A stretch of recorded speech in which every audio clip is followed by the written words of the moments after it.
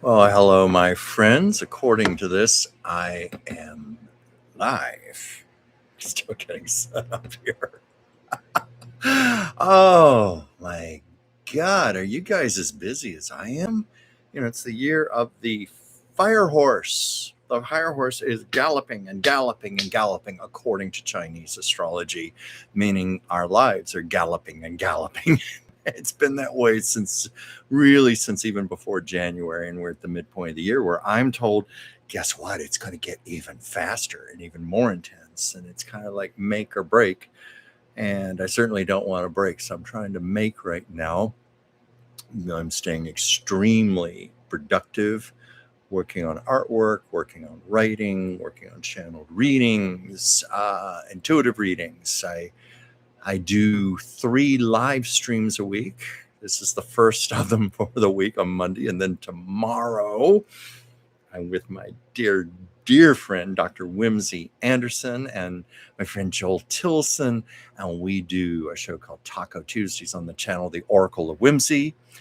Might as well say it. 5 p.m. Pacific, 8 p.m. Eastern. And then we're on again on Thursday, just doing the same thing again, where we largely talk about current events, hot topics in the news. We do live readings on the air, and it's a blast. And now I'm here with my show, such as it is, and coming on late again. I apologize for that, but it just wasn't possible to get on here any earlier with the things I had to do today, and that includes working on some artwork projects. I'm hoping some people will come on and join me. Otherwise, this is going to be the sound of one hand clapping. So I tried to just talk and do a little filler here until I said get some people on a board. On a board? On the board? I don't know. Is that from my recent trip to Italy? I still can't believe it's 2 months ago. I was walking the streets and the alleyways of Rome and Florence and just having one of the most beautiful, spectacular, spiritual times of my life. And my friend Joyce Petrus, who is my astrologer, Joyce, I hope you join on here soon. She even said it was in my chart. She checked for Rome and the time frame, and she said, "Oh, yeah, this is going to be spiritual for you. It's really showing up." So I hope people know I'm on here. I'm going to just wait on some comments. Otherwise, this might be a short show. Last week, I did the longest show I've ever done in my YouTube career. I was on, I think, just over 3 hours. So many people were coming through asking questions and wanting me to do readings for them with cards and asking show business topics. And I wanted to make sure I got to everyone. So, yeah, 3 weeks, but we're going to see if I get anybody today. I think I'm going out there live. Hello, anybody. Let's see what happened in the news today. I saw, speaking of Italy, Whoopi Goldberg is stranded in Sicily right now because of a volcanic eruption. Hi, Andy. How you doing? Volcanic eruption that's interfering with flights back to the United States. And I can remember years ago, I was contemplating a trip to Europe, and I was very frightened because there was a volcanic eruption, I think, in Iceland or Greenland. I think many of us get the two confused. But there was a volcanic eruption. It was so severe that there could be no flights across the Atlantic between the United States, Canada, and Europe. It wasn't safe to travel. And um, I think if I remember correctly, I think my acting teacher, Dee Wallace, was stranded in Europe for a while. She couldn't get home. A lot of people were stranded in Europe because of this. And I was really afraid to fly over there. Even if it was all clear, they said that volcano could erupt again at any time. And who knows how long I would have been stuck there. And I worry about that because of my cat, getting home to my cat and my work and my home. Like any of us, we have concerns. Oh yeah, Whoopi. She seemed okay. She did a little video on her, I guess, on her iPhone today. It showed it on The View today, where she was just apologizing for not coming in, not coming into work today. She said the volcano ate my homework. She was stuck. Um, so I guess Whimsy and I were really lucky. We didn't have that happen to us. I'm assuming it's affecting all throughout Italy. It's not just Sicily. I don't know how much air travel is impacted. What we were worried about was the jet fuel shortage. We were hearing some scary stories when we were in London, that we might have our flight to Italy canceled, or we might get to Italy and then not be able to get back home. Um, Everything worked out fine. You know, Anyway, Andy, how are you doing? You're the one person here with me right now. I'm trying to get some more people to join. It may have come on a little too late today. That might be the problem. And then I'm wondering if people are also still away, 4th of July weekend, extended vacations, which is certainly fine. I'm happy for people to have that. Um, I've had my big vacation for the year. I don't think I'm going anywhere for quite a long time, mostly because I can't afford to go anywhere else for a long, long time. Um, Whimsy and I both have talked about this privately and publicly. That was an expensive trip, and we're both needing to refill the coffers. But yeah, Andy, she was wonderful in the Sister Act movies. They showed that again not too long ago on ABC. I don't know how many years it had been since I'd seen it. I forgot. What a classic that is. A really, really good movie. I love Maggie Smith in anything. Love Maggie Smith. And there was even a story Whoopi Goldberg once told when I think it was the first table read when the cast was getting together for the original Sister Act movie, and Whoopi was not aware that Maggie Smith had been cast as the Mother Superior. And she gets there and sees the great Dame Maggie Smith, and she goes, "What are you doing here?" And Maggie Smith, "My dear, I have to pay my bills and eat like everybody else. I need a job." And what a job she did. I saw Maggie Smith on stage in London many years ago in a play called Lettuce and Lovage. It was still in previews. That's how early this was. I was one. I guess that technically makes me among the very first people to ever see her in Lettuce and Lovage, because it went on to become a big hit on the London stage in the West End. And then the following year, she took it to Broadway, and she won the Best Actress Tony Award for it. And her co-star, I think it was Margaret Tysack, she got the supporting actress. And there's a clip from the Tony Awards on YouTube. And to my awareness, it's the only video ever made of that play. And it's a shame the whole thing wasn't recorded, because Maggie Smith was at her comedic best. I was so lucky to be in that audience for that. And I better check some comments here. I've got Carla Thomas, 4353. Hi from Boulder, Colorado.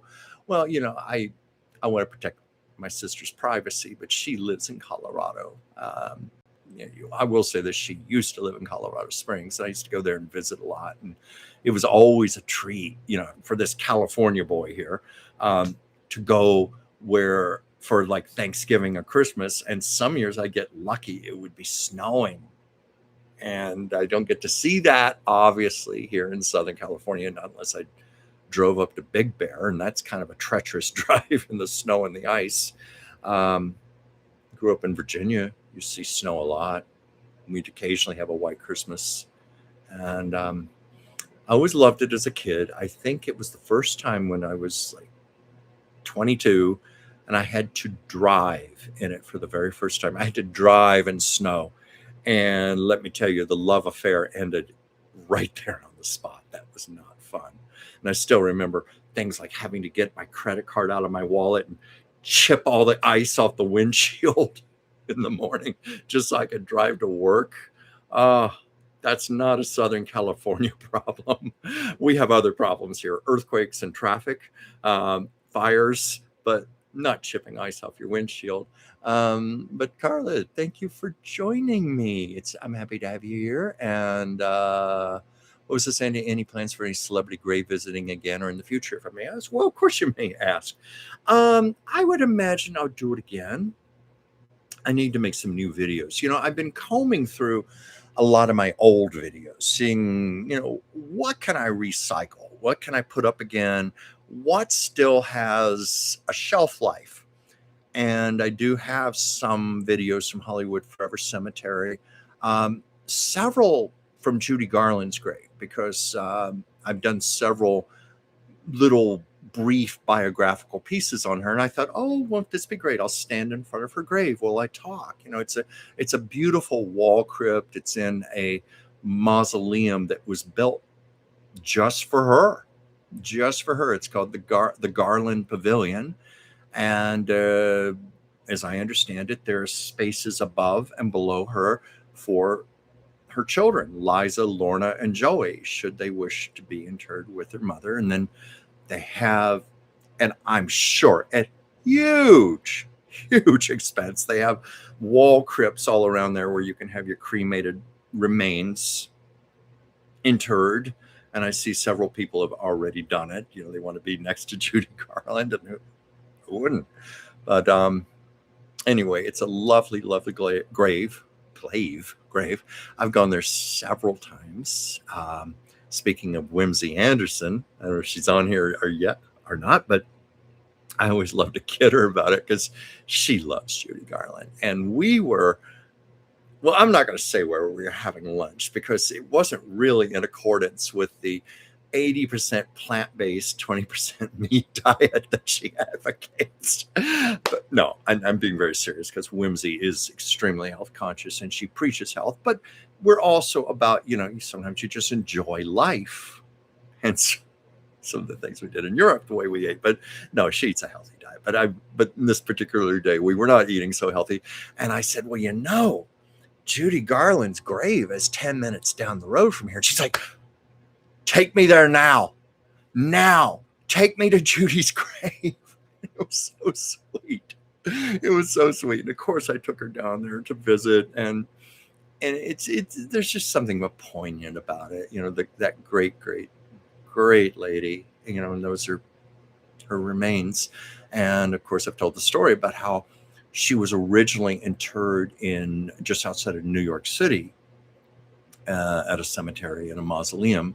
And that was because her husband, Mickey Deans, at the time, her fifth husband, had decreed where she would be interred, apparently against the wishes of the children. Liza, Lorna, and Joey always felt their mother should have been interred in California, in Los Angeles. That's where her life was, her career. So finally, they did that. They flew her remains out here. Hollywood Forever Cemetery, I don't know what deal they struck up, but they built a special mausoleum just for her. And the thing about Hollywood Forever Cemetery is that's the cemetery of the stars. I mean, you've got people like Rudolph Valentino there, Douglas Fairbanks, Mickey Rooney, Burt Reynolds is there. I mean, I could go on and on. Probably hundreds of celebrities are there, but this is a cemetery that actually thrives on tourism and encourages it. So they need marquee names. And you don't get much bigger than Judy Garland to say you are the final resting place of Judy Garland. And so obviously it was worth their while to build a mausoleum just for her, just to get her remains flown out here. And they did it very tastefully. Beautiful pinkish marble. They put little gates nearby that are evocative of the gates to Oz, to the Emerald City. It's very sweet, very poignant, very tasteful. They have chairs in there. They encourage people to sit and reflect at Judy's grave. And I've gone there a number of times because I live 15 minutes away. I've seen people there doing just that, paying their respects.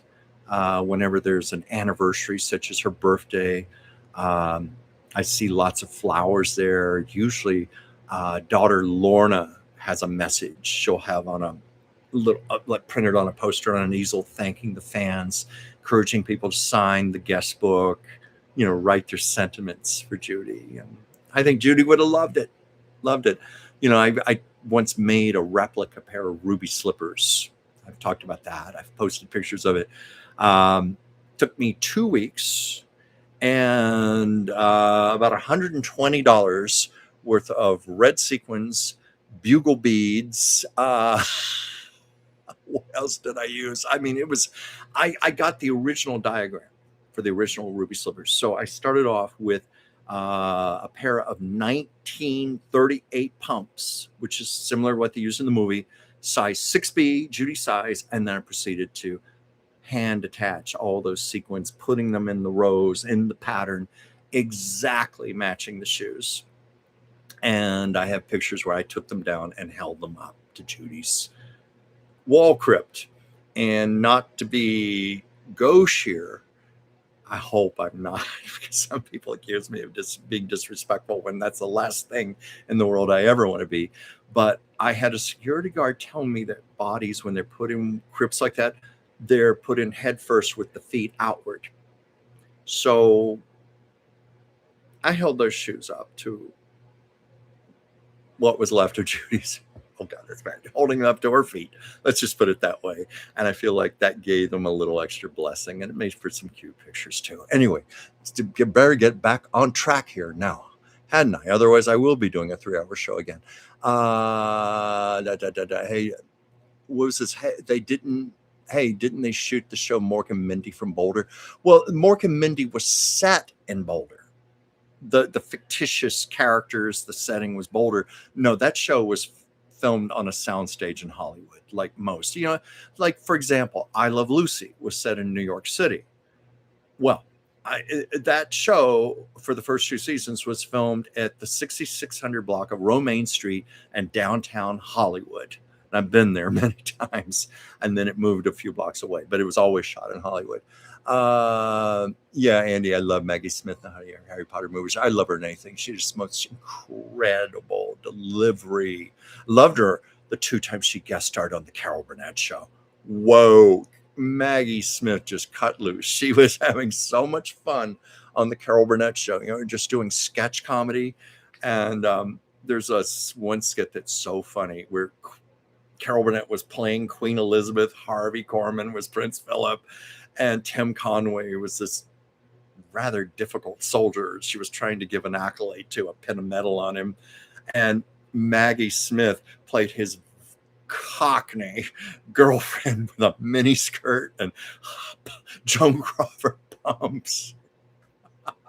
Oh, it's so un-Maggie Smith and so Maggie Smith, but it's so different if you're expecting her character from Downton Abbey or anything like that. Excuse me here. What was this here? If you're doing readings today, could I please get one from you if you're drawn to me? Of course I will, Andy. I'll do that for you. Let me just get through some comments here real quick. I still remember Mickey Rooney was alive. So I'm sure something, and he said, I could have been married to the same woman, but I wanted a second opinion. Yeah, there are many who said he and Judy Garland should have married. Danny Hooley. Oh, well, hi there. Thank you for joining me. People are saying hello to each other. Yes, Pam Dauber is married to Mark Harmon. I met her once very briefly, very sweet, in Brentwood. I'm thinking to myself a bit ago about how Andy Kaufman never smoked, never drank, never ate meat, lived the healthiest lifestyle you could ever want, and bam, hit with lung cancer. Oh, yes, many have talked about the irony of that. And, by the same token, there are people who live to be in their 90s and past 100 who drink bourbon every day, smoke cigars. I'm thinking George Burns smoked a cigar or 2 every day of his life. People drank, smoked, didn't take care of themselves. A lot of it is in the genes. But I will say this as a naturopathic doctor's assistant who works for one of the best naturopathic doctors in the business, there is enough evidence on the whole that when you take care of yourself, it does pay off in dividends, or at least it extends the quality of your life, if nothing else. But that was a tragedy about Andy Kaufman. It's so strange. I'd love to know, I've never really researched him, but it'd be interesting to know more about his family history, if cancer ran in his family, lung cancer. And I know the comedian Elaine Boozler helped take care of him toward the end. And I think she put her own career on hold for about 9-10 months. And she was interviewed and she said, "Oh, that was my privilege taking care of Andy. It was my honor to do that."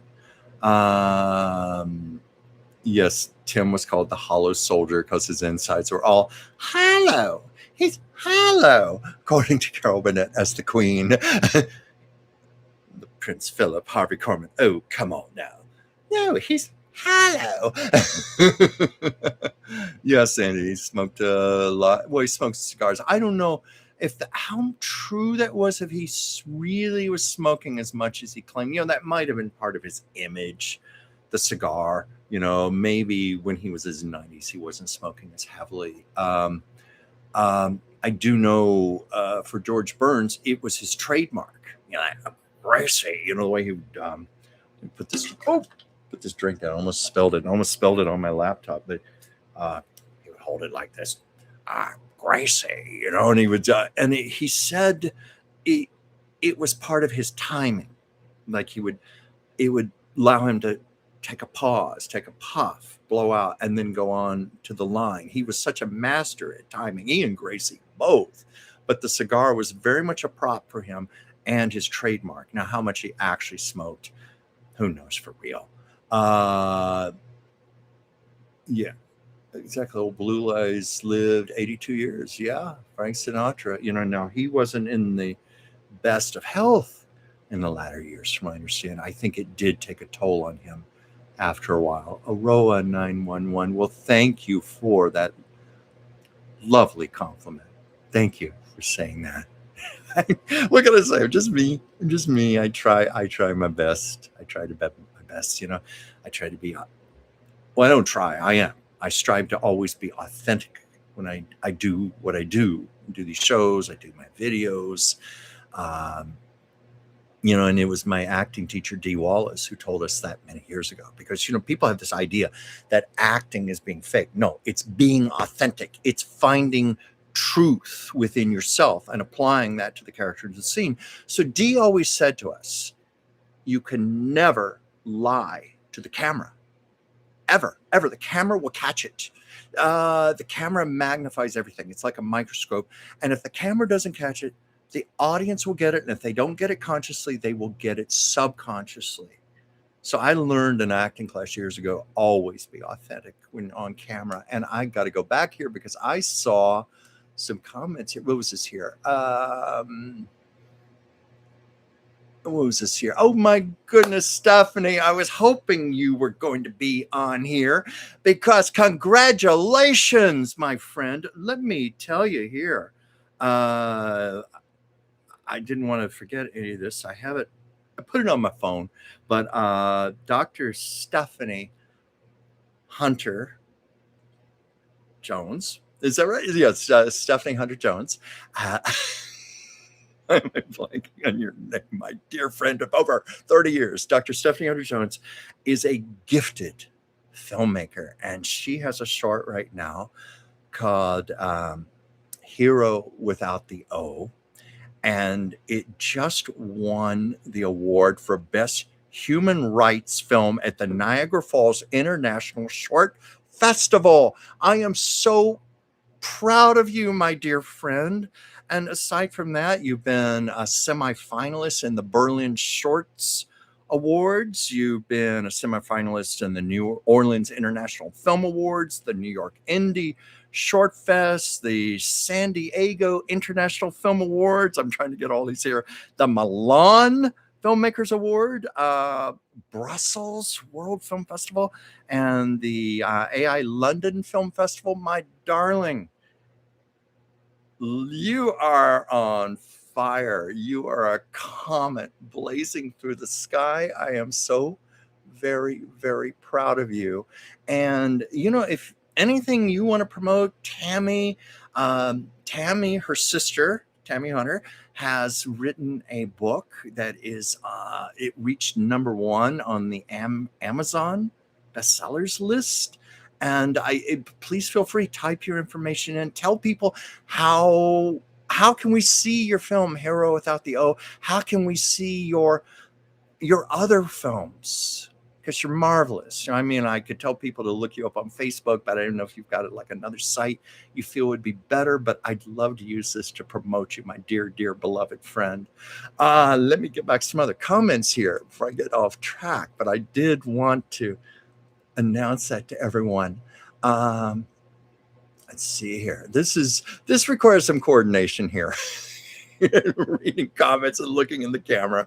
And I wish I could figure out a way to make this like a teleprompter where I could read the comments across the screen. Dr. Whimsy was on here last week and she said I could click the question and it would appear, but no, that didn't work. But it would make my job much easier because I could look at you and read at the same time. So I'm trying my best here to master this. Oh, it's Dr. Stephanie. I love you. Love you very much. Yeah, Andy, same timing, kind of like Jack Benny. Well, you know that George Burns and Jack Benny were more than just best friends. They considered each other to be like brothers. They were extremely, extremely close. But both masters of timing. And Gracie. And well, that's the thing I notice a lot of those older comedians, they really honed their craft. Not to put down modern day comedians like you watch on a show like Comedy Central or something, or you go to a comedy club, but watch Milton Berle, watch George Burns, Jack Benny, Gracie Allen, Lucille Ball. They were like finely tuned clocks. There was something even almost musical about their timing and the rhythm of their delivery. In fact, Lucille Ball said that about her husband Desi Arnaz, who had never really done comedy before I Love Lucy. I mean, he'd been on Broadway in Too Many Girls, but he'd never really done a lot of comedy. And she had her own theory why he was so brilliant. He really was. He was really one of the finest situation comedy actors who ever lived. He still does not get the due he deserves. And Lucille Ball said her own theory why he understood comedic timing so well was because of all of his years as a band leader and a musician. And because she said herself, it's like music.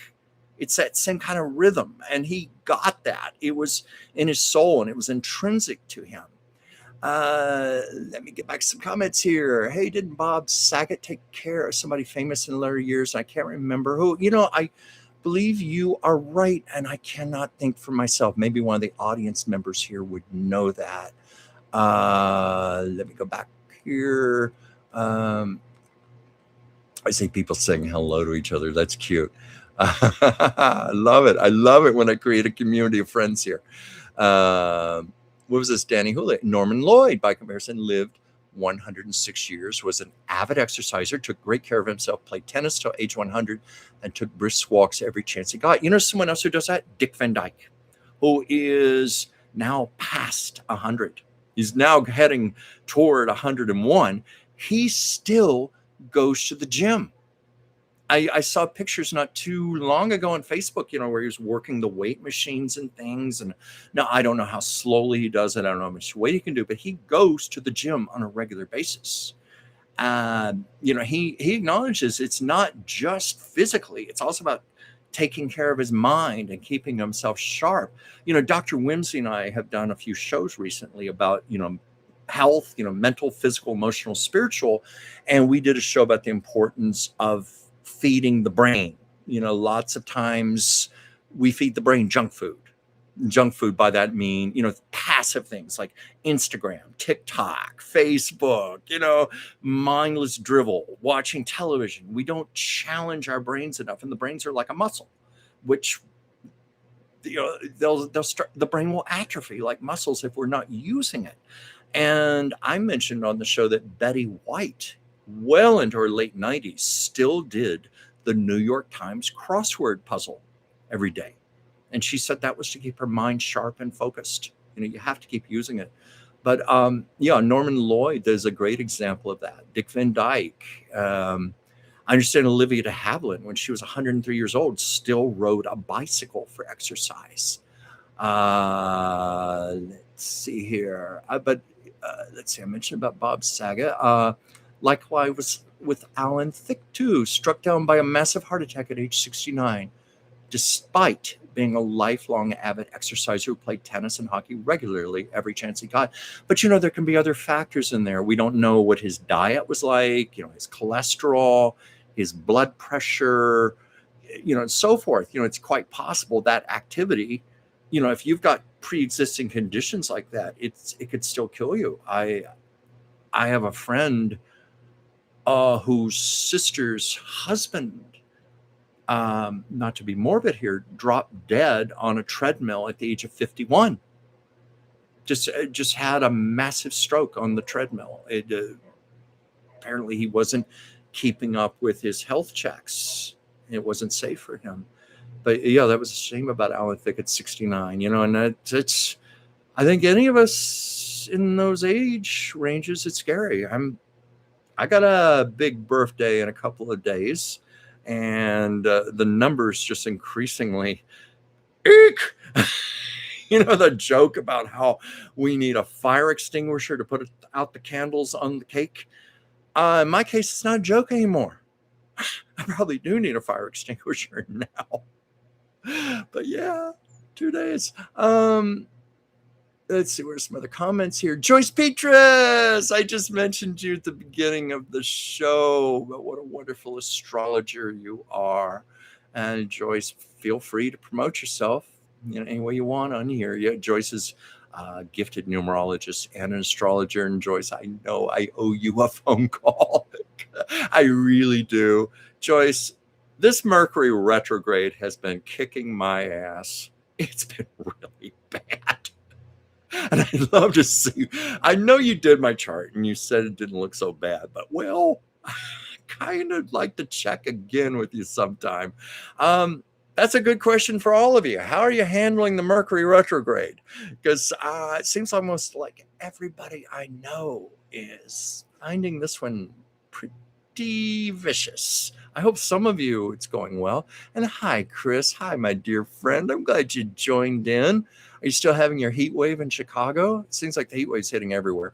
We got lucky out here in Southern California while the rest of the country was on the broiler. We were fairly comfortable. Now our temperatures are starting to go up. I don't know if you can hear it. I've got a fan below my feet here, and I hope the noise isn't bad. I have the fan on because otherwise I would be sweating profusely, even with my air conditioner on right now. It's hot. It's hot. And on the weather, they said it's going to get even warmer. And I'm like, goody. So I hope people are doing okay. Let's slowly go through the comments here. Yeah, Bob Saget did die too young. Yeah, at the age of 65. It came out just how very beloved and respected he was by his peers and also by the fans. I think, I was just talking to a good friend of mine in Canada this morning. She was telling me about what was that show? Uncle Jesse. And I think the reason it came up is because I saw John Stamos and the Beach Boys at the Hollywood Bowl, and she was going, "Oh, Uncle Jesse," and the show with Bob Saget, Full House. That's what it was. I never really watched the show, but she's a little younger than me, and she said growing up that was her show, and so I think that's why people like Bob Saget were so taken to heart by people, because television characters do become like family. For me, it's Lucy Ricardo.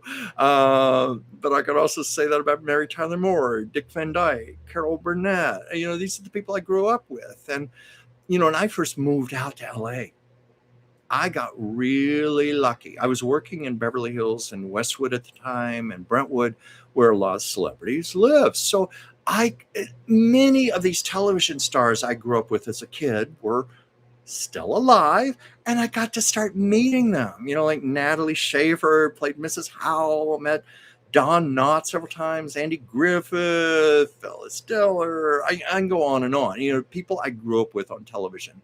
And to me, it was like, I said to my sister, I feel like it's like Alice through the looking glass, where as a kid, I was on one side of the television screen, and as an adult, I was on the other side of the television screen meeting these people for real and in person. And I've just cherished every one of those meetings. Let's see here. Was this Territos 4003? I hope I said that right. Hello to you and everyone else. May I please have a reading, please? I'm so glad I found your channel. You love my pictures. Thank you. Of course, I'll give you a reading. Just a moment. Let me just check some other comments here real quick. And I'm going to try to get to people, and I'm going to try not to do a 3-hour show like last week, but it's just going to go the where it goes. But thank you. I'm trying to really beef up my YouTube channel. I'm putting my artwork on there. I'm putting my channel readings. I want to do a lot of new pieces about old Hollywood and the show business industry, because that's just my passion. It's something I can talk endlessly about. And some criticize me for it. Well, what the hell? We do what we love, and we do what we're good at, and that's what I'm good at. So there.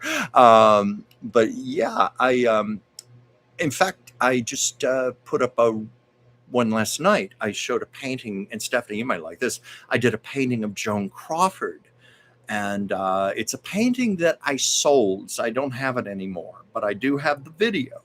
And I think it was from the movie Letty Lenton, and that's just been released on Blu-ray.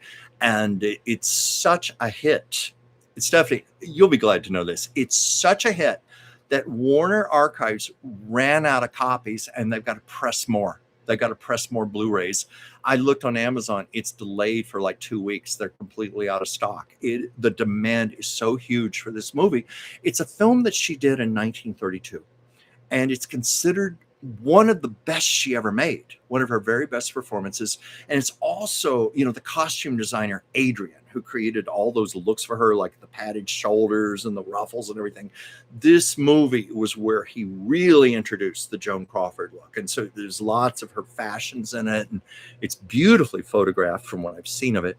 And it was held up from release for over 90 years. And it was supposed to be 100 years, because there was a lawsuit over plagiarism. The screenwriters were sued by the original playwrights. I think it had been a book, it had been a play, and I forget who sued, but the judge ruled in their favor and decreed that Letty Lenton could not be seen for 100 years. It had to be locked in the vault. And I guess some strings were pulled. Enough time had passed. Let's see, 1930. So 94 years. It's now released and it's out there. And I want to get my copy, and I can't even get it. It's out. It's sold out. Let's see here. But interiors, I'll do a reading for you in just a moment here. Let me just see here. I tell you what. Let me do this now, because I don't want to lose track. Pardon me, my lap desk is stuck here. Let me get this. I was going on here very quickly today, setting up my lights and everything. So that's why this is a little unprepared. But let me do this, because I want to be fair to everyone and not miss people. And I've done that a few times, and I feel bad about it. Let's get out the old cards. And people have asked me what I use. I have tarot cards here also, but I like these cards. They're oracle cards, and I use them as intuitive prompts. In other words, I threw out the the little booklet that goes with it, I literally throw it out, but I cast it aside. And I just use the pictures, the images on here, and I get my own hits, and that guides me. And I just find they work well for me. But what I use are the Ask Your Guide cards from Sonia Choquette. I get asked that a lot on this show and on the Oracle of Whimsy. This is what I use, Sonia Choquette. And I love Sonia Choquette because she also, through her book, Ask Your Guides, and her audiobook, really went a long way towards educating me on how to channel from the other side. She broke it down in such a way that, I borrow from it. And sometimes I talk about it on here because I always emphasize that it's not something exclusive to me. It's something every single person out there has the ability to do. And if anything, I want to empower people to find this for themselves. I do a lot of private intuitive readings over the phone. Yes, I'm giving myself a little plug there, but I love to read for people. It's always my honor. I keep my prices very low for half an hour and 1 hour readings. Check in with me. In my information, it's just dransfieldchuck@gmail.com. But what I find is my readings for people end up being checks and balances, because people often have intuitive hits of their own. They kind of know a lot of their answers already, or they suspect it, but they don't know how to confirm that for themselves. So they need someone like me to read independently, pull my cards. And oftentimes I will get the exact same thing or very, very similar to what they're getting. And one time there was a woman I read for, I won't give you a name. I protect privacy here, unless you're just a good friend like Dr. Stephanie. She had the same set of cards, and she had done a reading for herself. And she said, I want to see what you get. And I was like, yeah, well, I hope I do okay here. And do you know, I was pulling the same cards. It matched her. So, and I'm not taking credit for myself. I'm just saying that's the way divine guidance works. It really works that way for all of us. It's there for us. And if I can teach and empower people, hallelujah, hallelujah. But I'm here for you. Let's see here. So in Territories, you'd like a reading, please. Okay. I'm so glad I found your channel. Love your pictures. Thank you.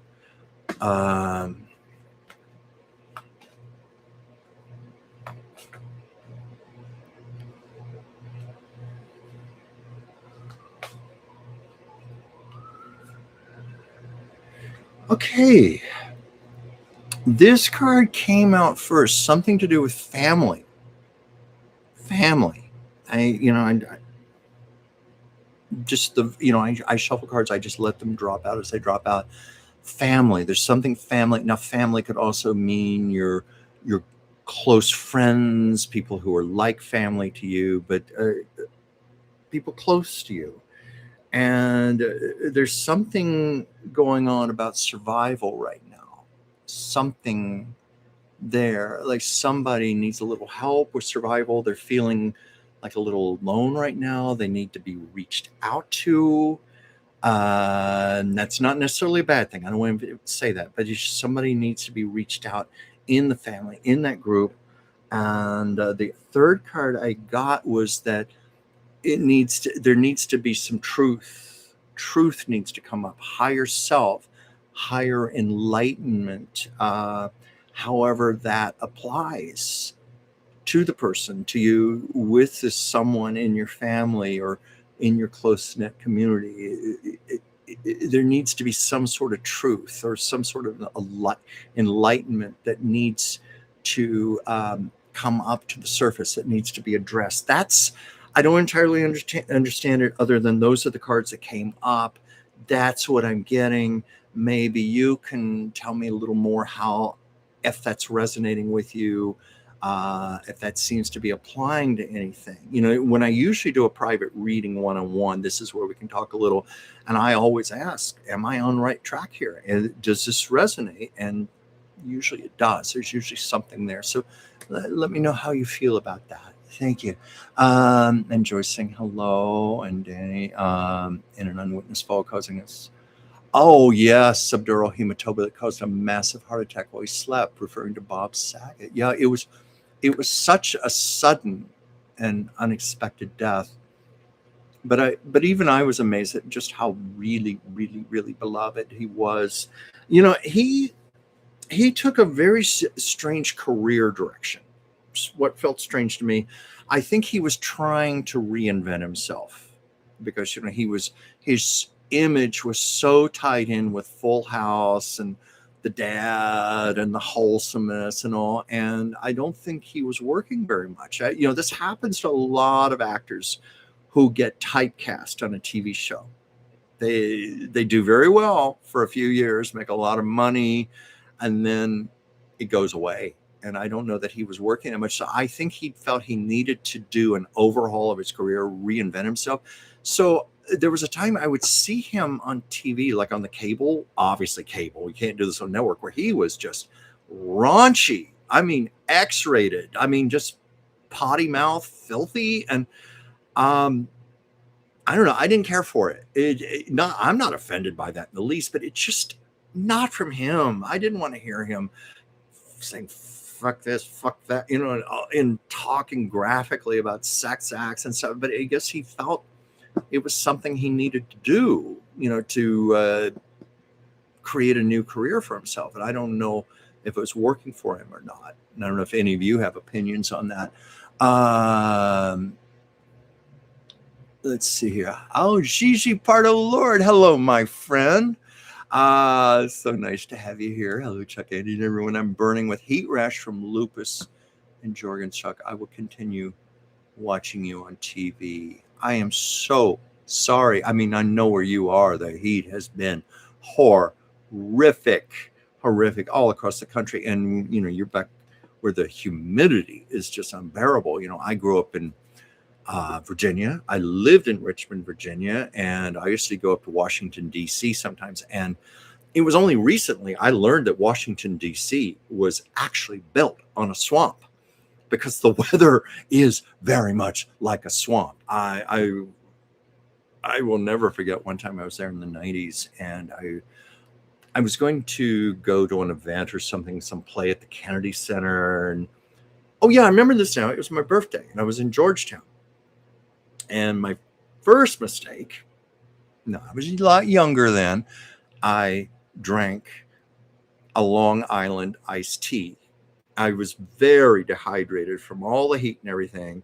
And when I should have been drinking water, I drank a Long Island iced tea, which is, if you know that drink, it's like gasoline. It's like the strongest alcoholic drink possible. It's all these liquors mixed together. And because I was so hot, I chugged the thing down.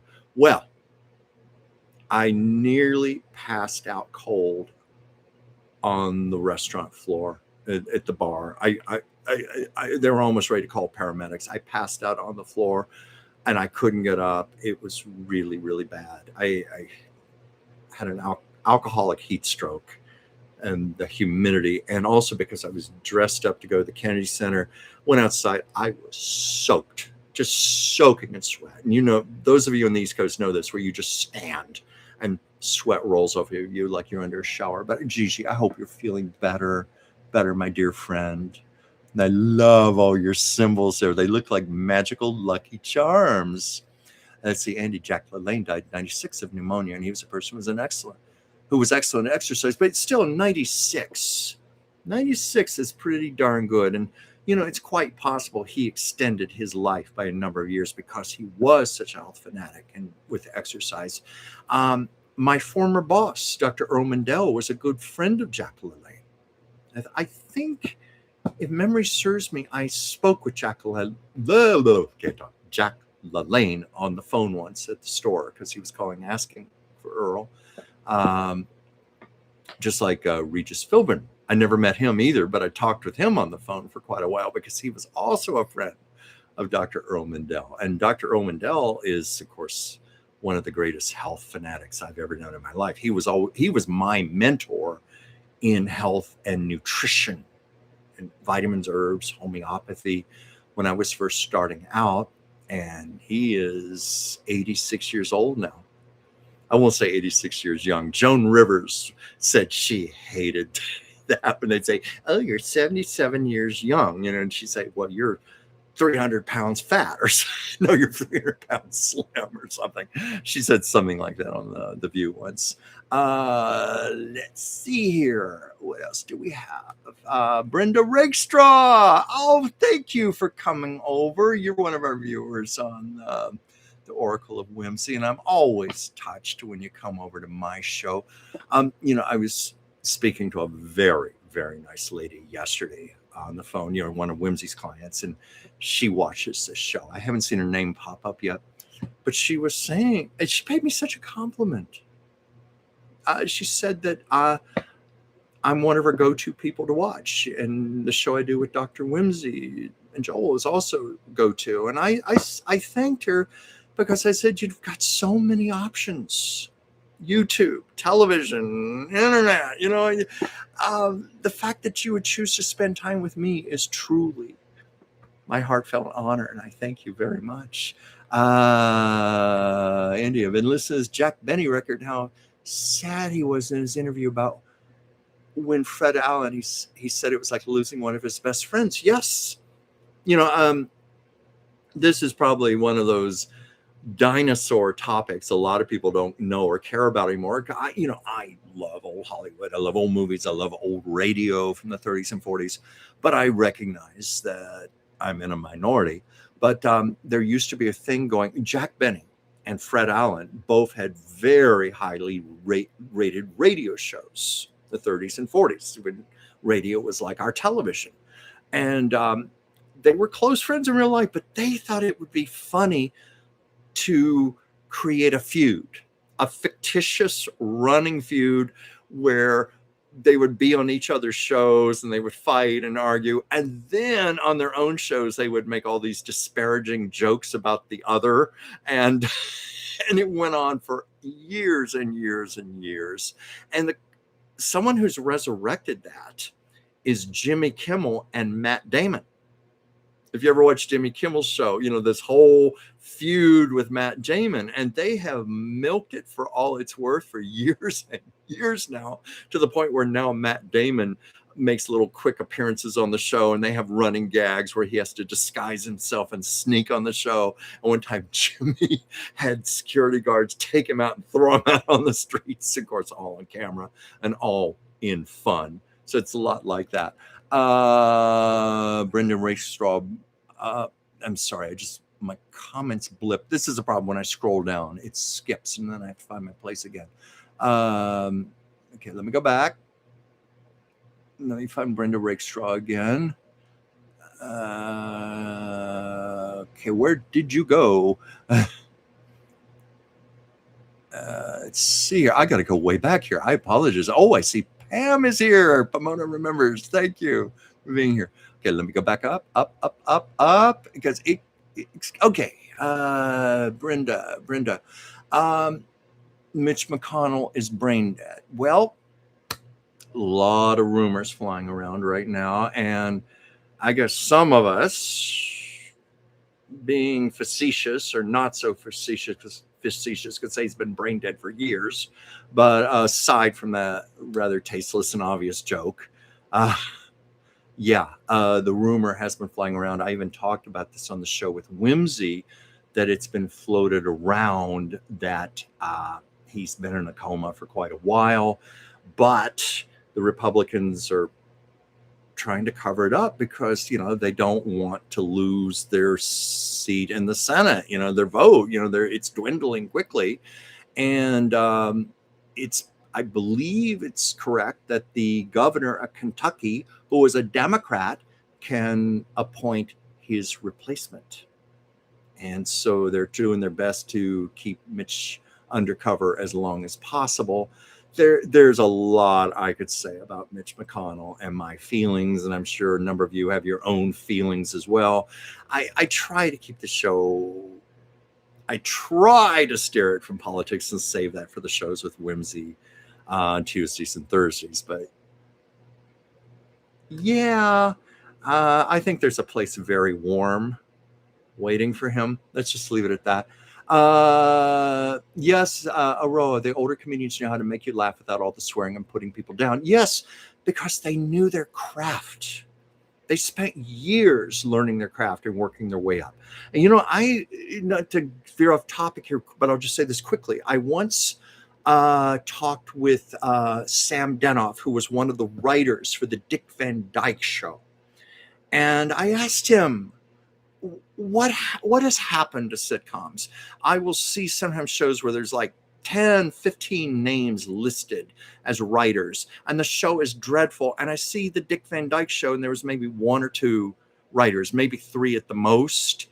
And I said, what happened? Why is it the older shows were so much better written and crafted? And he said to me, right now, the problem is too many kids, stand-up comedians, are just being given writing jobs on shows.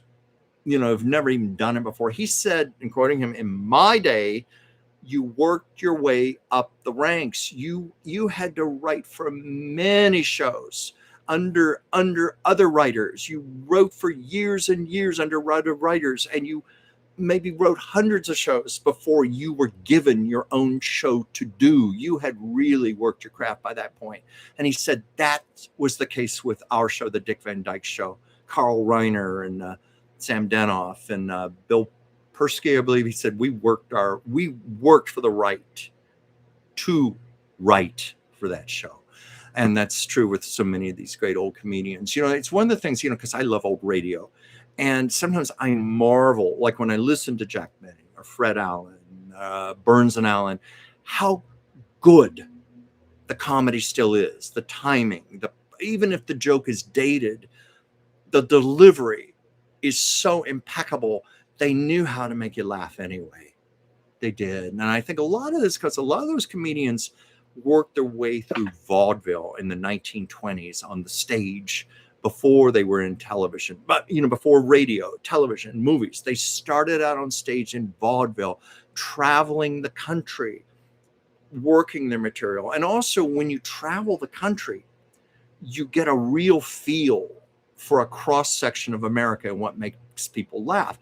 Lucille Ball said that about her own studio audience for I Love Lucy, because she said this once in an interview. She said, we would have people all over the country writing for tickets for the show and traveling out to Los Angeles to see I Love Lucy. And she said, I always knew when I went out there and played before that audience, I was playing to a cross section of America. I had people from all over the country up there. And I knew if I was making them laugh, I was going to make the television audiences laugh across the country. And I thought that was a very wise observation on her part. Let's see here. Get some other comments here. Did Bob Saget take care of Stan Laurel or one of the Three Stooges? Not to my awareness. No, I think they were way before his time. Now, I do know that Dick Van Dyke was very close with Stan Laurel, but I don't think he was taking care of him. They were just close friends. In fact, Dick Van Dyke gave the eulogy for Stan Laurel's funeral in 1965. Pam. Oh, please wish Chuck a happy birthday from Wednesday. Wow, aren't you sweet? Thank you, Pam. I had a lovely conversation with you this morning. You're one of my dearest friends. I don't think you mind me saying this, Pam. This is a friend we have never met face to face in person. Our whole friendship is based on phone conversations, the internet, videos, but how it started. You were a guest on this show. What was it, 3 years ago? And I was interviewing you. And after the show was over, the cameras were still on. And you and I kept talking for another 4 hours. And we're just the dearest friends. And I'm so grateful to have you in my life. And Pam is a gifted psychic intuitive. And, I mentioned earlier in the show how I love to do checks and balances. I think that's the best way to hone your intuitive craft, to know it's not just your imagination, is when you have fellow psychics that you trust. And you can say, okay, what do you get here? Are you picking up what I'm getting on? And You and I do concur a lot, and it's always fun, Pam. Thank you for your wishes there. Was this Katem? A lot of YouTubers use Streamers app, which shows comments on bottom of the screen. Screen. Blah, blah. Scream. Screen. Got to learn to talk here. Yeah, I got to check into that. I'd like to have something that's like a teleprompter, where you can look right into the camera, but also see the words going across. That would just make this so much easier. I'm really ignorant when it comes to things like this. I'm still trying to get up to speed. I'm still trying to develop like my editing skills for my channel. And by the way, let me give a plug here for myself, if I may please, because this was something I am so proud of. I think it's one of the best channeled readings I have ever done. It's my reading with President Harry Truman. And let me get this out here. I even showed my portrait of Harry Truman that I did, this watercolor and colored pencil. And I read my channeled message from him. And it was a message that I originally received last October. I read it on the show with Whimsy. It was the same week that Trump tore down the East Wing of the White House. And I wanted to get Harry's spin on this. And he came through, and Harry had plenty to say. And it was him. You know how I know? Because for one thing, he's a lot smarter than me. He's a lot more brilliant than me. Things he said to me, I never would have come up with. And he gave his opinion on Trump. Watch the video. He gave his opinion on Trump and the administration. I'm just going to leave it at that.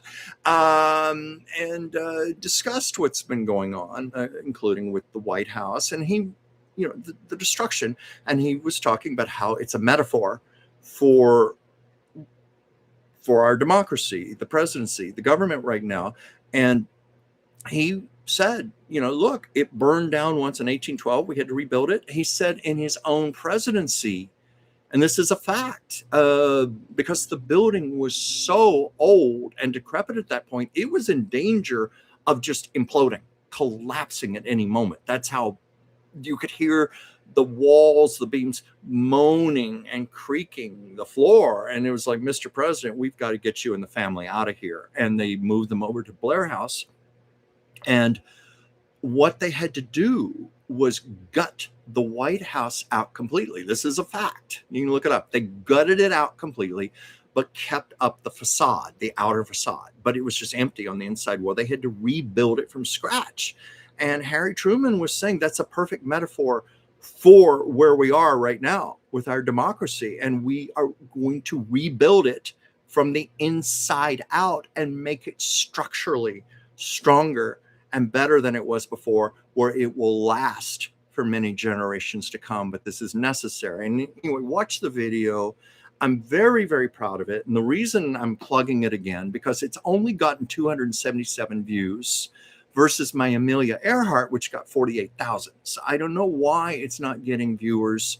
I want people to see it because I feel it's a message of hope and optimism. It's very frank about where we are from Harry. He wouldn't be any other way, but he gives us some hope for the future of better times and how we're going to rebuild and the metaphors. So anyway, I just wanted to promote that again. It's here on my channel. It's about 10 minutes long, and I would love for more people to see it simply because I want people to hear what Harry had to say. Okay, enough of my plug there. Let me slowly scroll for this and try not to get it to blip. Oh, Katem, thank you for your happy birthday. Pam, you're waiting for some dinner. And you're a wonderful cook. I hope you don't mind me saying that Pam makes her own yogurt. And I'm sorry we're so many thousands of miles away because I'd love a taste of it. It sounds so good. Or at least I'm going to try to make it myself. I think you said you do it in your crock pot. And you also said you will never be without yogurt for the rest of your life. And I do love it. I do love a good tangy yogurt. It's so healthy for you, for the probiotics. Randy Domel, hi there. Thank you for joining. Oh, you watched my Beach Boys. Pardon me. Belcher. You watched my Beach Boys concert video. Felt like you were there. Well, thank you for your compliment. Yeah. Stephanie, you're still here. You know, you and Tammy, you and I have so many memories of the Hollywood Bowl. I can't go to the Hollywood Bowl and not think of the two of you. But I was there July 2nd. You know, they do 4th of July is such a big event. They do 3 nights.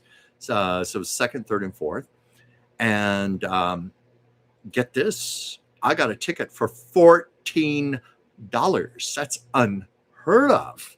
Unheard of. And by comparison, the cheapest tickets available on 4th of July night were $72. And honestly, all I wanted, you know, I've been to the bowl so many times. More often than not, I've sat in the cheap seats. A handful of times I've been lucky to be up closer. One time with my dear friend Sharon Lubin as her guest, I sat in the very front area, you know, that area where usually the movie stars sit and the VIPs, and they have waiters come and bring them dinner and everything. I got to sit there one time, but more often not, cheap seats. In this case, I didn't care. I just wanted to go there, bring a bottle of wine and a little picnic and watch the fireworks. The Beach Boys for fun. I've seen the Beach Boys there before, and with, oddly enough, Stephanie and Tammy. We saw the Beach Boys when Brian Wilson was still alive. And but this was special. It was as many of the surviving members as possible, and they did a good show. And of course, the fireworks. And I ended up shooting about 22 minutes of video, edited it together, and yeah. Okay, I'm going to plug that also. You can see that on my channel. But thank you, Randy, for your lovely compliment. I'm so glad I gave you the experience of being there. That's what I was trying to do. You know, Hollywood Bowl is something maybe I tend to take for granted because I've lived in LA for so long. It's not far from where I live. It depends on what's playing there.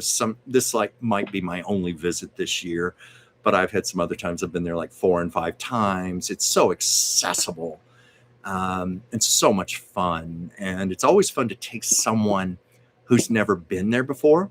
Like Stephanie, I don't think you had ever been there before when you went there first time with myself. I had a friend from Australia, from Sydney, I took to the Hollywood Bowl. Also a friend from southern Italy who had never been, and I took him. And everybody loves it because it's just like a big outdoor summer party. You know, you bring your wine, or you can bring hard liquor, wherever you want. You can bring your picnic, just sit under the stars and listen to great music, see fireworks. And an interesting thing about the Hollywood Bowl, because they've got the mountains behind it, the acoustics are just extraordinary. I mean, when I took my friend from Italy there, we had been at the opera at the Dorothy Chandler a few weeks earlier, and the acoustics are wonderful there at the Dorothy Chandler, but we were marveling the acoustics were actually better at the Hollywood Bowl, and of course the LA Philharmonic place there. Let me get back to my comments here. Danny Hooley, my dad will be 72 next Tuesday. Well, happy birthday to your dad and to a fellow Cancerian. July 14th. You know, Cancers, we're great. We're a great sign. Tammy, you're a Cancer too. July 17th. We're very sensitive people. Sometimes too sensitive for our own good. And I'm well aware I'm overly sensitive, but I also realize my sensitivity is how I do my art, I do my writing, I do my channelings, my readings. So I'm certainly not going to change that about myself, even if I could. Embrace it.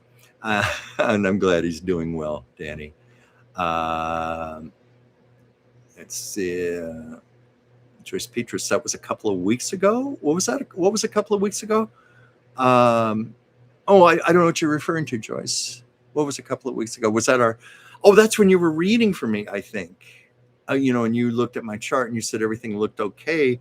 And I was saying to you, well, this retrograde it hasn't been too nice to me.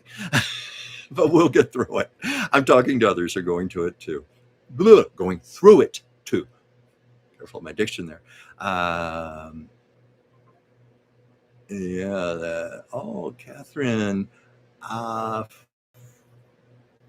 what a lovely greeting. Thank you, Dr. Stephanie. Tammy was born during Mercury retrograde. So was I. So she is immune to them. Lucky goddess. Well, I was born during a Mercury retrograde, and I am definitely not immune to them. But I'm glad for Tammy. I'm really glad for Tammy. I wish I could be that lucky. Joyce features 3/4 of a century here. And you're gonna take that final quarter and make it the best yet. You know, it's like people who say we're in our first, second, and third acts of our life. Well, okay, you and I both are in the third acts of our life, but that doesn't mean the third act can't be the greatest. Usually the third act is where you have the biggest showstoppers and production numbers, and then you have your curtain call, and you do your encore, and you come back and you take more bows, and people start throwing roses at you. Of course, they do throw roses at you at funerals too, but but no, I like to think the third act is the biggest and the best of all. At least that's what I'm holding to right now. Oh, Pam and Joyce, I'm glad to have you two together here. Oh yes, Pam and Joyce, my mom and I drove past where you were conceived this spring. So beautiful there. The water was so blue. The place where you were conceived. You know what? I think I think I know where I was conceived, and it was in a little house. But anyway, I feel weird saying that because none of us want to talk about our parents that way. I can just hear Joan Rivers going, "Oh, grow up." Okay, Andy. Hey, I would like to give a birthday shout out to somebody. Today's Sylvester Stallone's 80th birthday. Yes, I saw that. Yeah, well, that's a great thing. I have to admit, I don't care for his politics, but otherwise, great guy and happy birthday. I still remember um, seeing Rocky when I was 16 years old.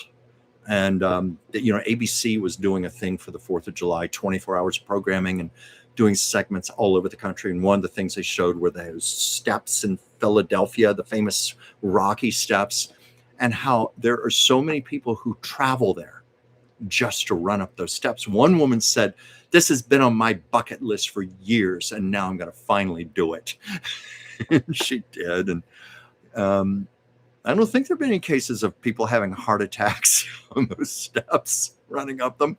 My little story, I live, Andy, I think you'll appreciate this. I live about a 10-minute drive from, it's in Silver Lake, where the Laurel and Hardy music box steps are. The famous short where they're carrying the piano up the long flight of stairs. And it's a movie called The Music Box. Those stairs are still there. And I've climbed those many times, more so. And this was something that horrified my sister. I ran to the top in 27 seconds. Ran, and I posted the video of it. And my sister read me the riot act. "Chuck, you idiot. You could have dropped dead from a heart attack on those steps. What were you thinking?" I was like, I was okay. I could still get up there and do it. And who's that calling me? Sorry. I got to turn my phone off here. Sorry. Yeah, I posted the video of me running up those steps, but it's fine. Let me get some other comments here. Joyce Petrus, Dr. Stephanie, my Mercury was retrograde too, and 29 degrees. Now, Joyce, I must admit I'm ignorant about astrology and what that means specifically, but maybe you could explain a little more. Oh, you saw my painting of Joan Crawford. Thank you. I hated parting with that, but sold it to a really nice man in Toronto who saw my posting on Facebook, and I hated parting with it, but it was nice to get the payment. I made some nice money on that, but I'm working on a new Joan Crawford painting right now. It's one from Letty Lenton, but it's a lot of work. So I'm just doing little bits here and there on it. It'll get done when it gets done. Let's see here. Oh, Stephanie, thank you for your compliment about my readings. Oh, thank you. They gave you direction on your film. Oh, well, thank you. Well, Stephanie, I'm just glad whatever it is, it's paying off for you in such dividends right now because you are getting the recognition that you deserve. And I feel it's just going to keep growing for you. And I can't wait to see what else you're creating in the future. And I don't know if you typed in the comments or not, but if you want to share with people how they can see your films, please do. Please do. Please feel free to use this to promote yourself. You and Tammy both. I'm happy to share my channel with you. Because we're all family here. Emers, hi. Oh, did you make it home okay? I guess I'll scroll through the comments here, but I hope you and you Kitty made it home okay. I know you were stranded for a while. Oh, Sherry, just joining from Florida. Thank you. Oh, I bet it's hot and humid there right now. I've been to about 40 states in my life, but I've never been to Florida, oddly enough. One day I'll make it there. Excuse me here. I have learned to take my time when I take a drink rather than try to gulp down fast because I end up choking or spilling it on myself. And sometimes when I watch the replay of the show, I see, okay, that didn't take so long to take a sip. But I'm glad you made it back okay. And thank you for joining me. Aroa, I think you missed me. I am so sorry. Okay, let me do this right now before I proceed forward. Let's see what we get for you. I'm going to just shuffle these cards up here because they're still from the last reading. I'm sorry when I miss people.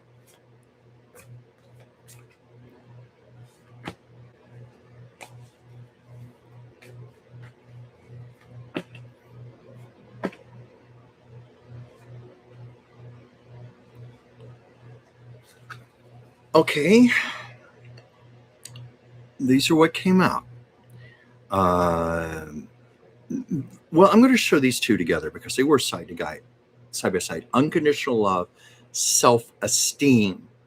And often when I see this for a lot of people. It's very much about loving ourselves, who we are. That's what I mean by our self-esteem. And sometimes we can be cruel to ourselves. I'm guilty of it.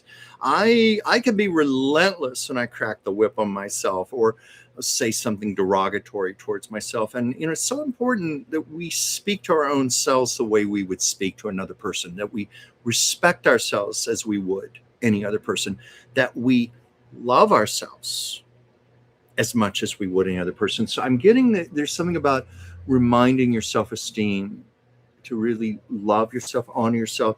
And the other card I got was rest, like take some time for yourself to rest, the dove of peace is on here. That's one of the images on here that always prompts me, the rest, the peace that comes from rest and introspection. So I think it's just about loving yourself, appreciating your own self-esteem, taking the time to rest. That's what came out for me in the cards, and just pulling a quick reading here for you. And I hope that's of some help to you there. What are the next comments here? And I thank you very much for asking me. Oh yeah, I thank you, Andy. I was behind in chat. Yeah, I've got to keep scrolling here. Get caught up. Sometimes this is where it would help to have an assistant or someone here beside me. Now, Jack, you didn't get this person here, this person, but then you guys are pretty good at prompting me. What was this? Some older comedians did use some language in their comedy. Richard Pryor, George Carlin. Well, yeah, but they were later day. They came around in the 60s and 70s. I was talking initially about those comics from the 30s and 40s and 50s, the George Burns, Jack Benny's, Gracie Allen, Lucy, from that era. I think it was in the 60s. And really, it was in the 60s. It was people like Lenny Bruce. Lenny Bruce was one of the very first. In fact, he got arrested a number of times.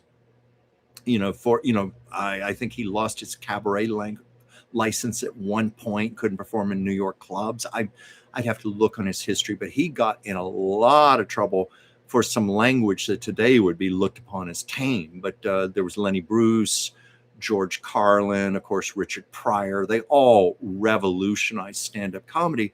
But one of the things about them, they were maybe transitionatory in comedy, but they still incorporated a lot of craft and a lot of timing and a lot of intelligence in their comedy. I think a good example of a comedian who is about as X-rated as can be in his language is Chris Rock. Have you ever watched one of his HBO specials? But he's very intelligent, very clever. Everything is crafted out. He's that example, I think, of a person who uses vulgarity well and uses it to emphasize the comedy. I think where I have a problem with it is when comedians get lazy.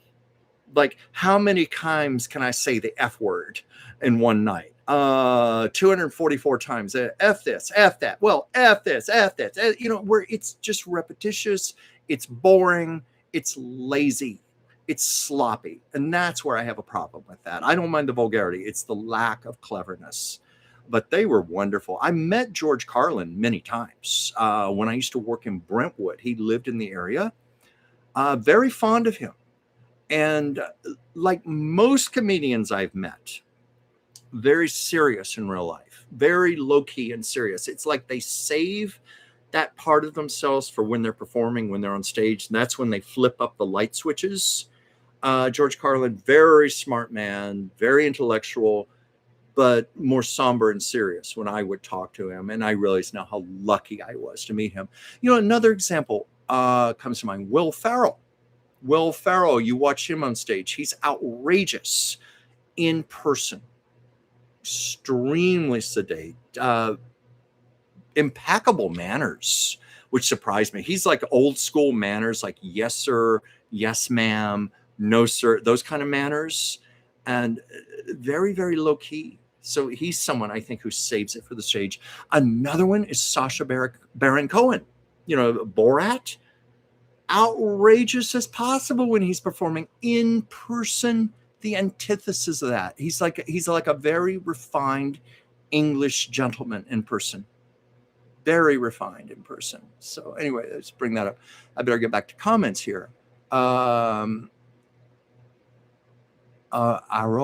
911. It's wet and cold here. It's wet. Oh, you're here from New Zealand. Wet and cold there. Wow, I think you've mentioned before you're in New Zealand, but I'm very touched by that you would join me here on the show. It means a lot. One day I want to travel to Australia and New Zealand. I've got to do that before I die. It's on the bucket list. I just took my first big international trip in 17 years. I was in London, and I was in Wales, and I was in Rome and Florence. But I've just got to go there. My middle niece lived for a year in Australia, and I think she spent a month or two in New Zealand and loved it. And of course, a good friend of mine is from Sydney. He's the one I mentioned I took to the Hollywood Bowl, and that's right. And I think it's yes, of course, it's your winter there right now. It's your winter. Let's see. You're saying parts of New Zealand have had a month's rain in 12 hours. Well, you know what? Here in Los Angeles, in our winter times, and it's actually if we're lucky, because sometimes we have years where we have droughts. So we're actually lucky when it happens. But we will get pelted, just inundated, like a whole month's worth of rain in seemingly a day or two. Of course, then I guess I just said we're lucky. And then I realized, yeah, and we also get the mudslides and things like that, which are not so good. But I hope you're all right there, and I hope you're prepared for it. Joyce Petrus, Long Island iced tea is a strong drink. Yeah, and I just lost my place here. So I was reading that. Let me go back. Yes, here we are. Long Island iced tea is a strong drink that doesn't taste strong. It's dangerous. Oh, yeah, it is. And in my case, I was hot. I was sweating. It was a cold ice drink. And my every instinct was just chugging it down like it was just like water or like regular tea. And it was the stupidest thing. But then I was younger. I paid for it.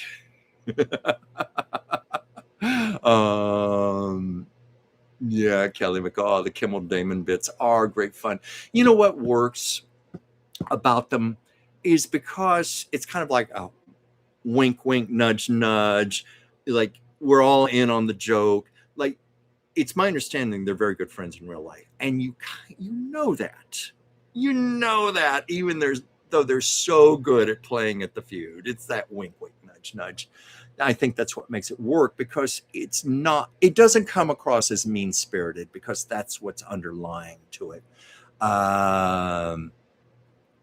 Let's see here. Yeah. Oh, you're still there, Stephanie. We have so many wonderful memories. I'm trying to think Stephanie, Facebook memories, our videos. I'm sure you get the same things I get. All those memories, all those videos of all these past years at the Hollywood Bowl just keep popping up and popping up. And there is some on there where, oh, we took advantage of the fact that you can bring alcohol to the bowl. And we're like, woohoo, woohoo. The fireworks are going off. Oh, I love our times. I love our times. I miss those so much. You don't live up here anymore, and it's too much of a chore to get up here. But I miss our Hollywood Bowl adventures. And one of the best times, Stephanie, you weren't with us, but Tammy and I went to see Dolly Parton in concert. And I forget how we got it, but Tammy had some connections or something because we got to sit up fairly close to the stage. We got to sit in that area where you have like the little table, and we didn't have the waiter come and service or anything, but we had the table and the chairs and everything. That was such a great way to see Dolly Parton. And she put on such a good show. Dragon Rising. Well, thank you for your birthday wishes there. And Carla Thomas, going to check out the Harry Truman video. Please do. I'm proud of it. And I really feel it's authentic. And I mentioned when I did the Amelia Earhart video, that's probably the most successful one I've ever had. I'm just blown away. 48,000 views. And most of the comments were great. I had a few that were not so great. You just have to accept that with the territory. When you've got that many people watching you, there are going to be the dissenters. That's a polite word for them, the dissenters. I have stronger words, but anyway, what did my heart a lot of good was I had some psychic mediums write me and say, yeah, you're real. I got the vibe. This was real. This was really her talking. You channeled her. And I really felt that strongly with Harry Truman. And I just want people to hear his message because it's a discouraging time. Let's face it. And, Stephanie, we've mentioned that in our text messages, how for many people, it was hard to celebrate the 4th of July this year, for reasons I don't need to go into. It's disheartening, but I do believe things are going to be better. And a lot of it has to do with the power of the people, the power of us individually. I've been preaching this for months with Dr. Whimsy on the show, and I've mentioned it here, and I've gotten that in my channeled messages. And I'm going to put more of those up because I have some that I want to re-record, do new videos where I'd originally read them on the show with Whimsy, because Ruth Bader Ginsburg came to me, Eleanor Roosevelt, Richard Nixon, Ronald Reagan, and they all had frank assessments of what's happening, but also some words of encouragement. And I think it was Eleanor Roosevelt, and I think Jackie Kennedy said this, that it's about us individually. The way we're going to survive this and way we're going to prevail is each of us individually finding our own power, going to our own power, and also finding our own inner peace. And you know this, Pam, we've talked about this, about how it's so important to find whatever our art is, how our creative expression.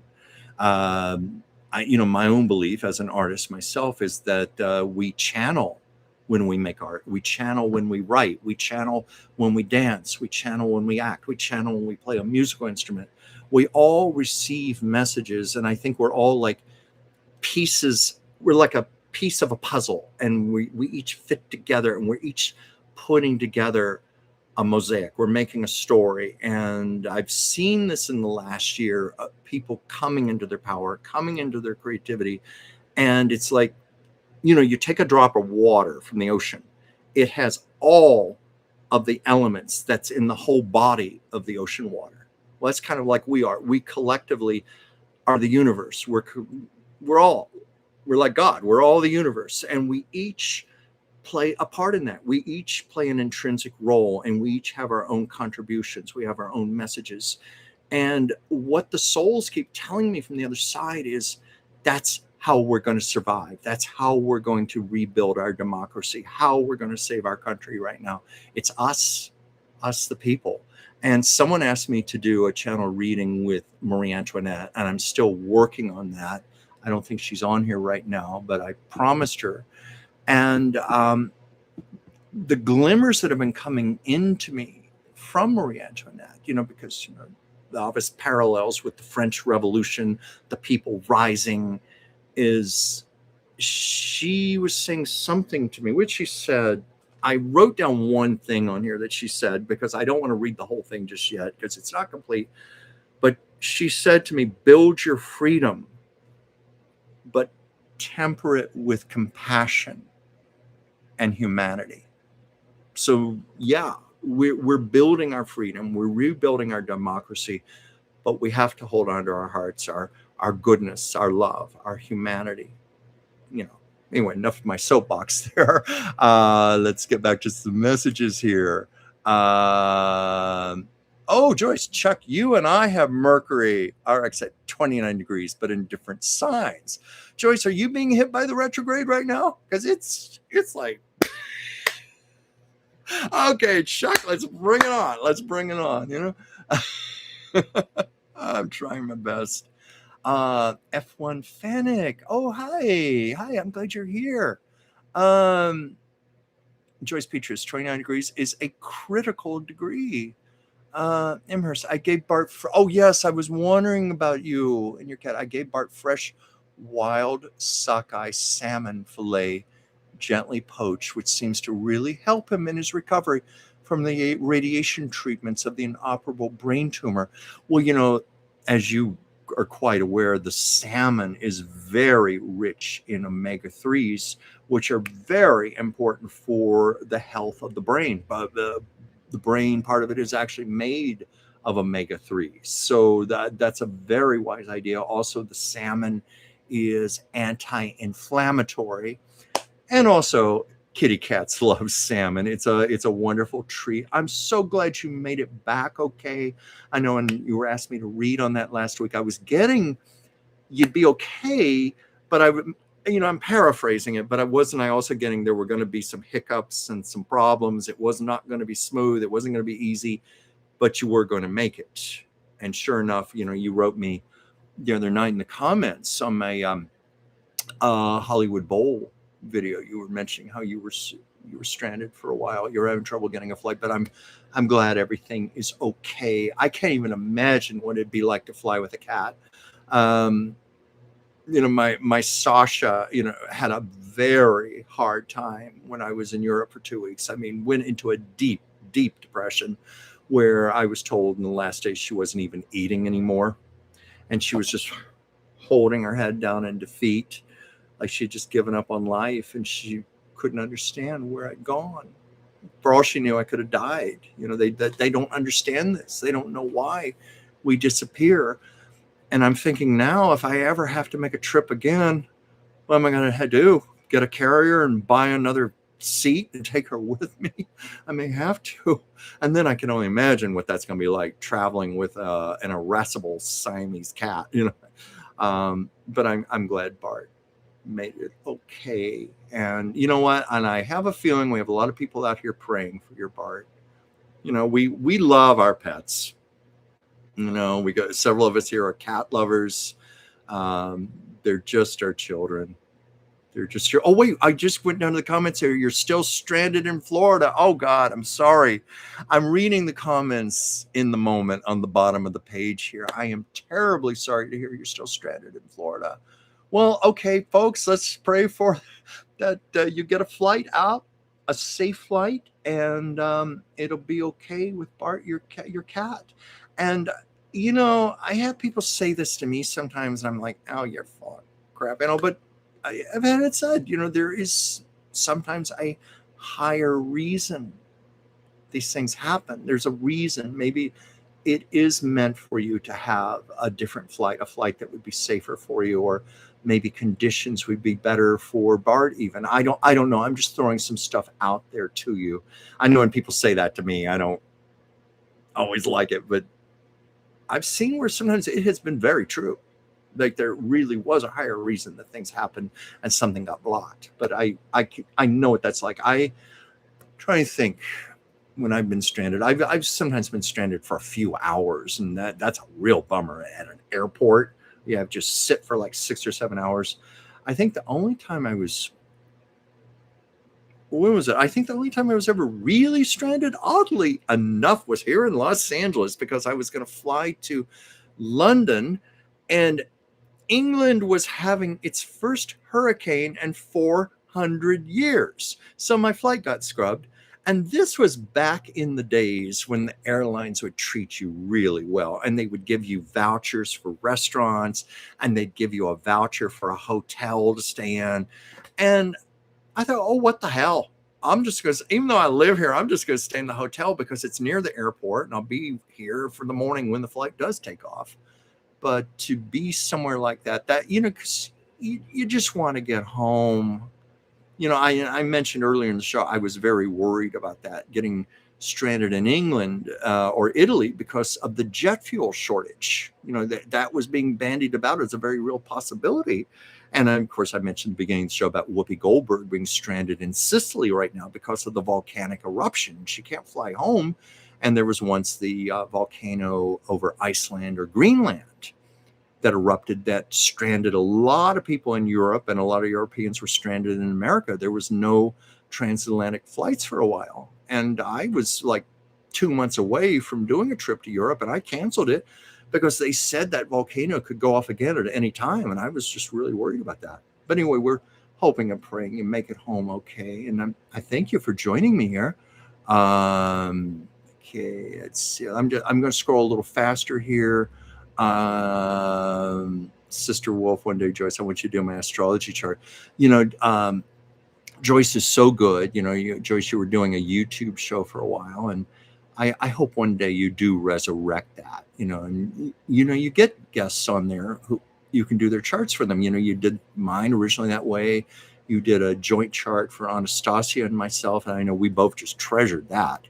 We blew us away when you showed all those stars and planets for both of our charts in the exact same place, and we're like, okay, that explains some things.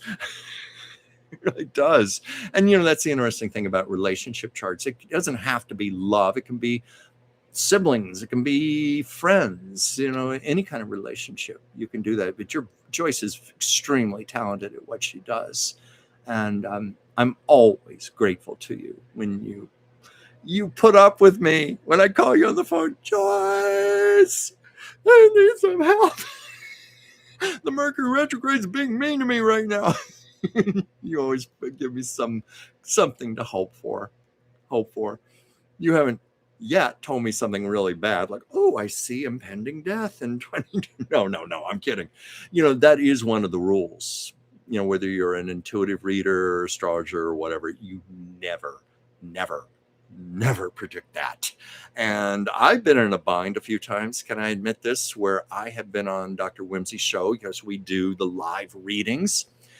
And I've had the death card come up, and I'm like, and we're on live, and I thought, okay, I need to make a quick diplomatic decision here and then really look into it, because as we know, it does not necessarily mean physical death. It can be just death of a way of living or something transitioning.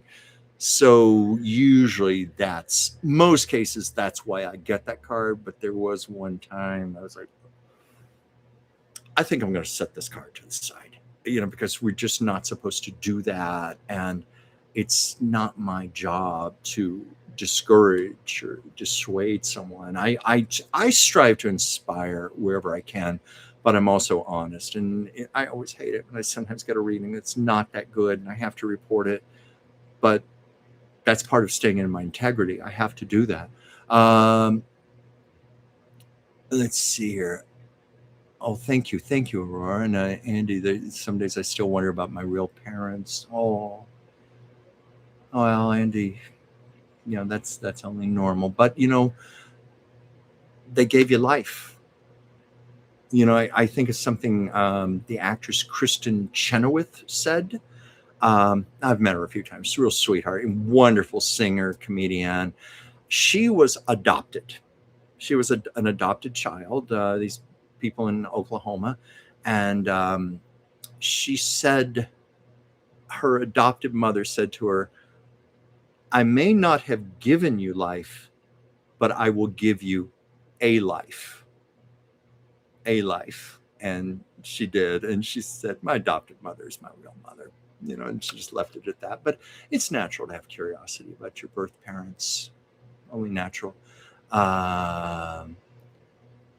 Let's see here. Rowan Atkinson, Mr. Bean, or Jim Varney as Ernest, or Howard Morris, Ernest T. Bass. I don't know a whole lot. I know them, of course, but I don't know a lot about them. Sophie, I think you're a fan of Mr. Bean. Jim Varney, of course, he was Ernest. Those commercials, hey, Vern, hey, Vern. And then Howard Morris was a marvelous character actor. He was much more than just Ernest T. Bass. Excuse me. Because I've seen him guest on other shows like the Dick Van Dyke Show. And but he is well known for Ernest T. Bass, the character. And a friend of mine was a friend of his. And when he passed away, he took his dog, took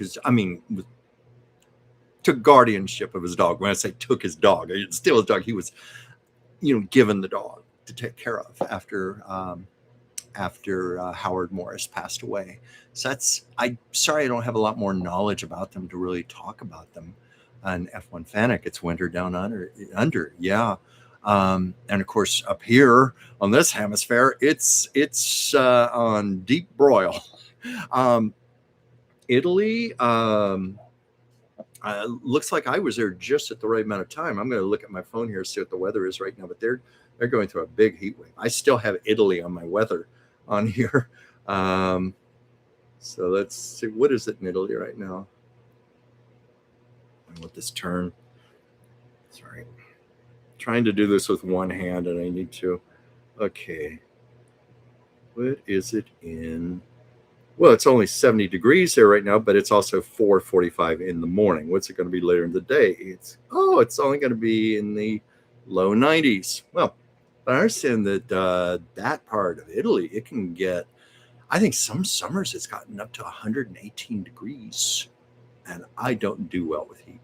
I would not function. As much as I've talked about wanting to move to Italy, I might have a problem with that one.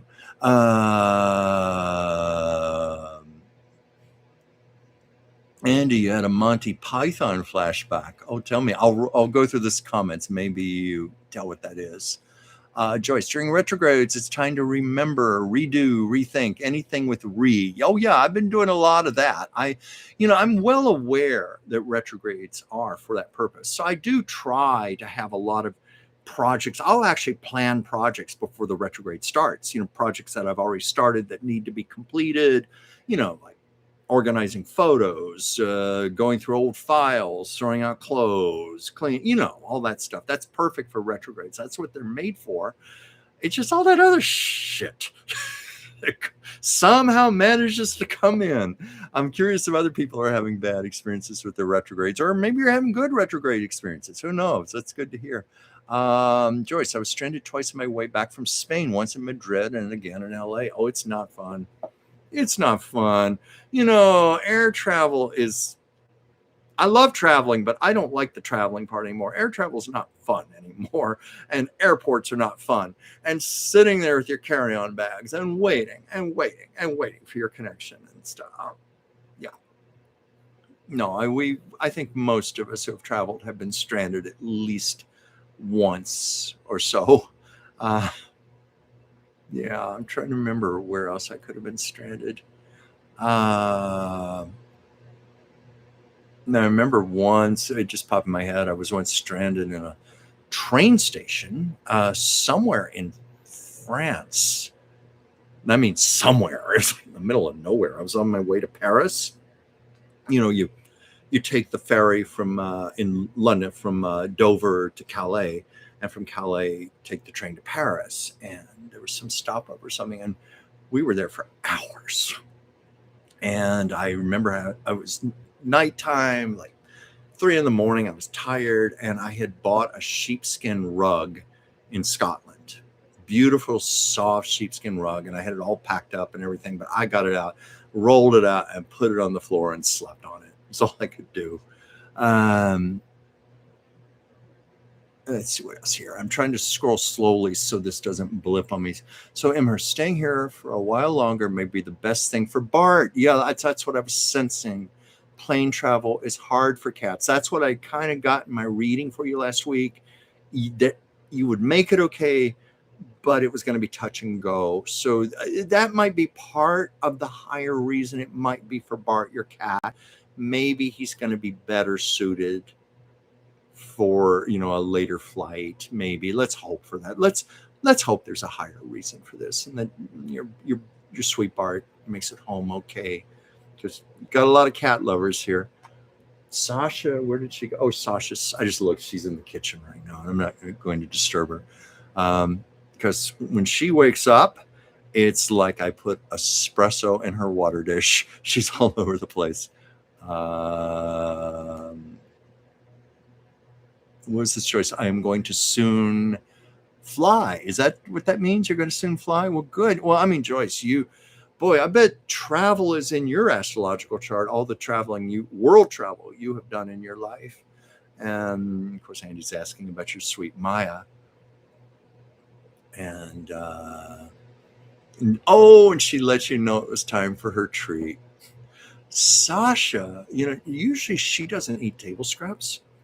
This morning, I was trying to put cream cheese on a bagel, and she would not let me alone. She was relentless trying to get her little nose into that cream cheese container.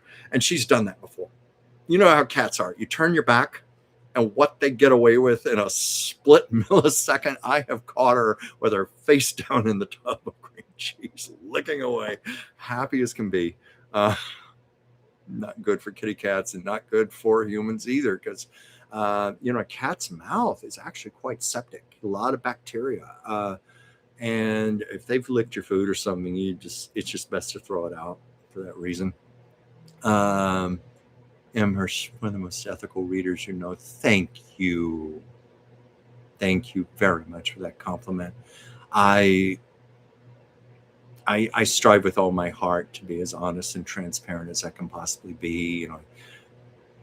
Like I said, with like the Amelia Earhart, not the Amelia Earhart, the Marie Antoinette. It hasn't entirely come to me yet, and I'm just being very honest about that. But I am getting enough things. I think I'm soon going to have a complete reading. But thank you for that compliment and your kind words.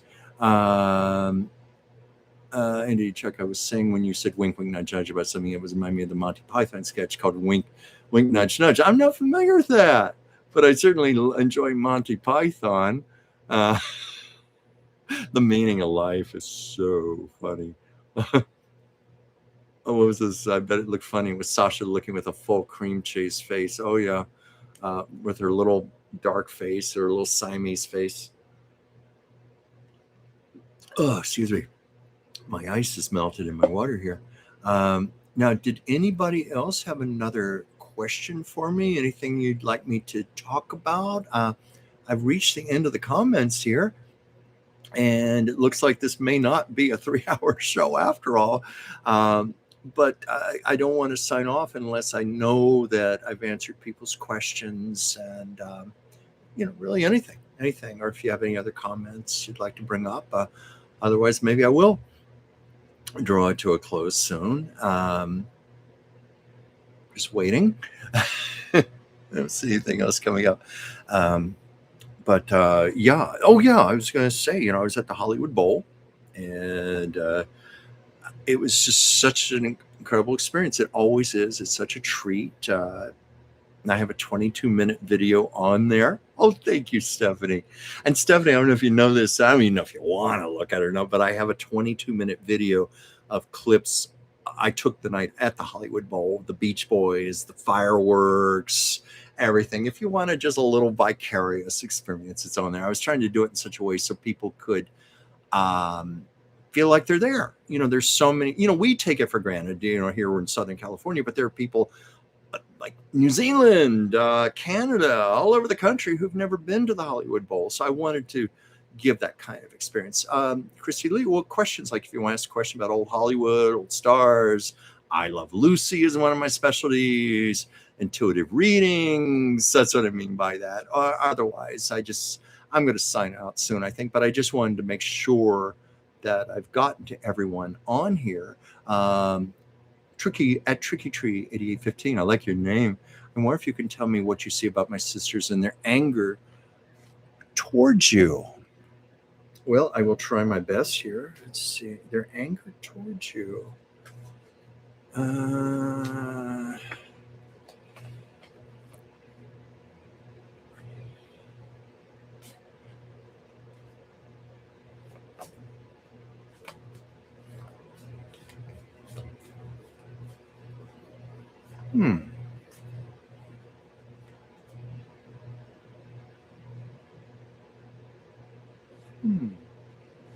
around here?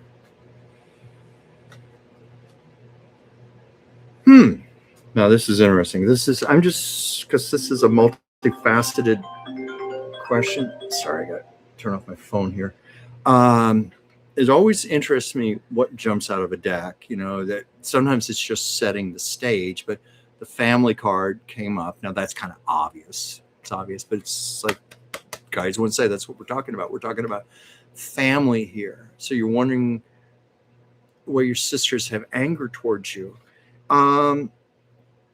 Well, it was interesting. I got this competition card, tug of war, adversaries. It feels to me like something like that. Like I don't know if you feel like there's jealousy, resentment. I don't know if this goes back to childhood, with siblings, but it feels like this long time competition of some kind. I'm not saying it's fair, it's right, but life is not always fair or kind. It's just something going on, and this is so common amongst siblings, as we know. So we got family, we got competition. There's some sort of restriction and loss going on right now. Obvious discontent. I realize that's probably an obvious card, but nonetheless, it's just coming up as a reminder. Have there been some decisions going on over some kind of decisions? And maybe you know more why I got these cards, but and keep in mind, I'm not saying it's what is actually going on, but it can be what people believe. And sometimes if people believe that, it's like it is truth. And I don't know, that it's like your sisters are feeling there's some kind of deceit. And I'm not saying it's true, but there's a belief about some kind of deceit. And I first I was wondering, why did this truth card come up? And I think, yeah, it's like that's their truth. They believe that there's some sort of deceit or something, whether it's true or not. But there's definitely that tug of war, resentment, discontent, restrictions, loss. I don't know if I have anything that would clarify that further. Um, um, I had this card earlier, and I get this a lot for people about self-esteem, self-worth. It's like, pettiness, jealousy, uh, maybe feeling that for your own self. But you see, tricky tree, I'm the one who has the deceit. My sister has done something in a different state to my dad's side of his estate. That's why I said, okay, that makes sense why there would be decisions going on right now, and deceit, because that came up strongly, but the truth card came up with that. And initially I thought, well, maybe this is your sister's truth, but it could also mean your truth. You know what your truth is. There's deceit, obviously a lot of discontent, the competition going on in family. And then it's also creating restriction and loss right now, because this is always one of the saddest things that there can possibly be. Um, I do a lot of private readings for people, and I've had this come up several times now. People fighting in court over wills with their siblings. They're at war with their siblings over the estates. And there is duplicity and deceit and lies going on. And the sad thing is, money tends to bring out the truth of who people really are. You want to learn about a person's values? Watch how they handle money, how they approach money. In a case like this, siblings willing to throw the other sibling to the wolves, to come out ahead in the estate. And that is just the deepest tragedy. That's a deep tragedy. I'll just give one example here really quick, because my sister and I, we took very much the opposite route there, because we love each other very much. And unfortunately, I know I'm telling personal business here, but my mother disinherited my sister and left everything to me. They had a bad relationship. And I, in good consciousness, could not go along with that. And my reasoning was, okay, Mom, you left it to me, so it's mine to do what I want. And what I want to do is split it 50-50 with my sister. I wouldn't have had it any other way.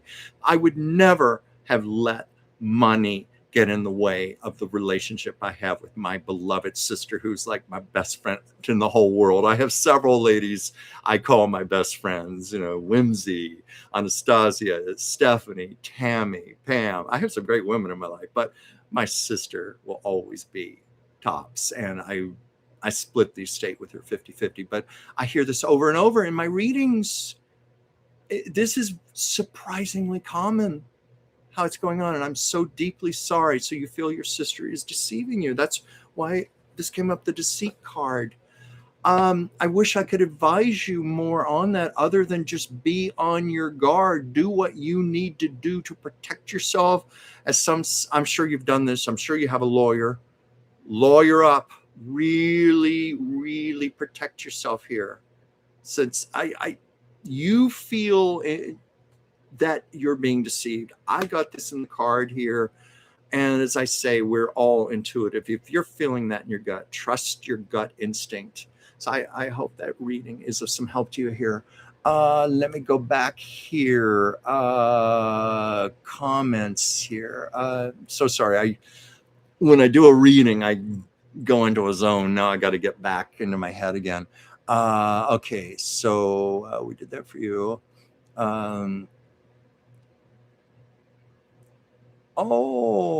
From Sister Wolf, that was so much fun watching you on that video. Gave me a beautiful feeling to see it. Well, thank you for saying that. And F1 Fanic, as I mentioned, I am working on the channel reading. I haven't done the portrait yet, but I'm going to. And I've even done a little research on that. And the challenge there, obviously, there are no photographs. Duh, obviously. And so I don't want to copy somebody else's painting. However, there are some statues, including what is believed to be her death mask, that was made by Madame Tussauds herself. And so I'm thinking I'm going to use one of the statues, and because I want my portrait to be my own, original. I don't want to copy a painting, and I think that's a way I can do a more true portrait of her. So I am going to do that. I'm looking forward to it. I like her energy. You're the one who asked me to do that. I'm getting closer and closer to believing it is authentically her. I told you I'm very careful because sometimes spirits will try to trick you.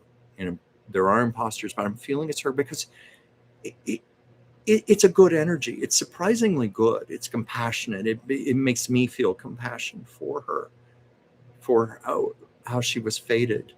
Let's go down here a little further. I'm going to try to wrap this up soon. I have been on 2 hours now.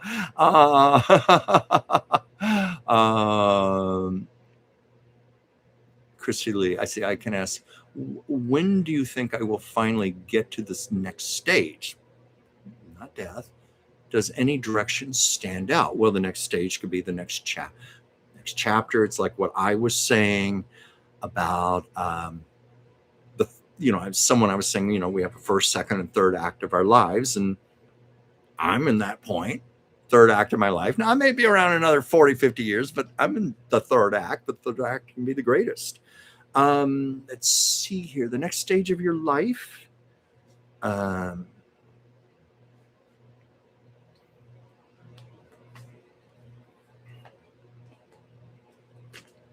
Well, I do get that you're a life force. We all are, but there's something charismatic, dynamic there about you. When you're asking about going to your next stage of your life, I feel that there is creativity to yourself, and creativity can be many, many different forms. It can be intellectual creativity, artistic creativity, but I'm getting a sense of creativity and inventiveness about you. I'm almost wondering because I got shadow, like maybe you hold yourself back a little. It's about believing in yourself, believing in your creativity, because that's going to go a long way towards propelling you to that next step you need to go. And what else I got? You've got to be very disciplined about what you want. Get really clear on what that next stage is. I mean, really clear. Sometimes it's good to journal, right? It's good to meditate. Because I got the solitude card in that you need to spend that time alone, thinking, planning, organizing, whatever works for you, and just staying disciplined. This is card I'm having to push myself on too. I'm having to be a lot more disciplined about my own life, but that definitely what takes you there. And also it's about balancing your life right now. Don't go to, I'm hearing don't go to extremes. Make sure you keep yourself balanced as you're going to the next stage. You said, when do you think I will finally get to the next stage? I don't have a time frame for you. I'm not always good at predicting a time frame as much as the circumstances. But when you said, does any direction stand out? Yeah, it's about right now getting disciplined, balanced, spending that time you need for yourself. You are a life force, you're creative, but don't hold yourself back, because I felt like there might be a little bit of a shadow on that, which we're all guilty of. I'm not saying it's anything serious, but it's like sometimes I get cards about people's esteem, self-love. Maybe there's a little shadow, something you're holding yourself back. And if you're going to get to that stage, you've got to really believe in yourself. And I'm hearing you've got to be part of that discipline, and that solitude is clarity. Get really clear, but don't go to extremes. So I hope that helps you there. Okay. Poet MZ3, do you have any suggestions about what to do about my quote unquote yucky upstairs neighbor? Oh, I've had those before. I've had yucky downstairs and upstairs both. Probably most of us have, who ever lived in apartments. Bringing back some memories there. And sometimes it's those cases where you do your best to get along, your best to be nice, and just nothing seems to work. But your yucky upstairs neighbor.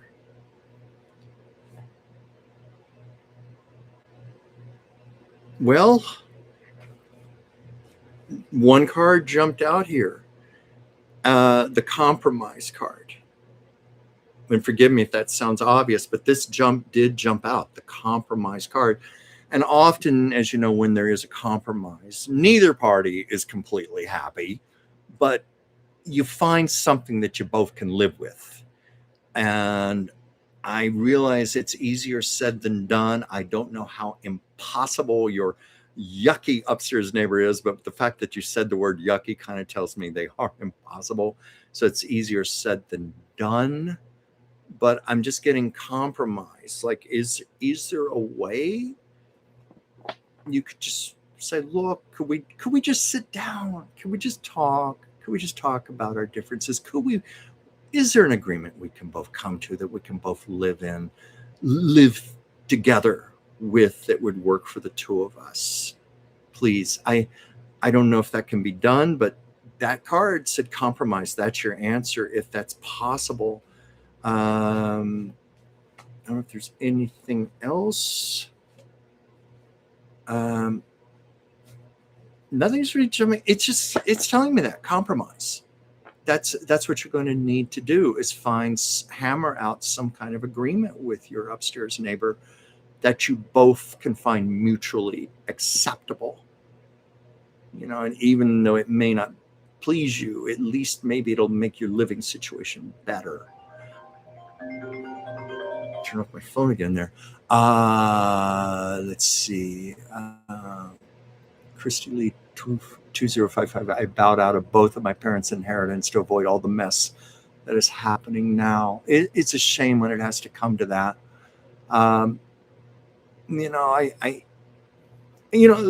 Like with my sister and myself, to me, it was a no-brainer. It was like, I couldn't live with myself if I took the whole inheritance. Like, my God, how would I ever face my sister again? I could, no, it was just out of the question. And I think there was a part of me for the longest time that just assumed that most siblings would be like that. They would be fair with each other. And I'm saying no. And I'm sorry you had to do that to avoid the mess, but you probably felt that your peace of mind was worth more.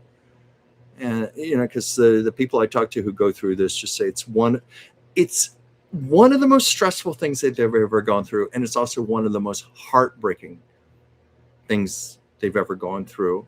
And it was one of the people I read for who was going through this with her brother and her sister over their mother's estate. And I didn't know all this at the time. I did a portrait of her late mother, who passed away from COVID a few years ago.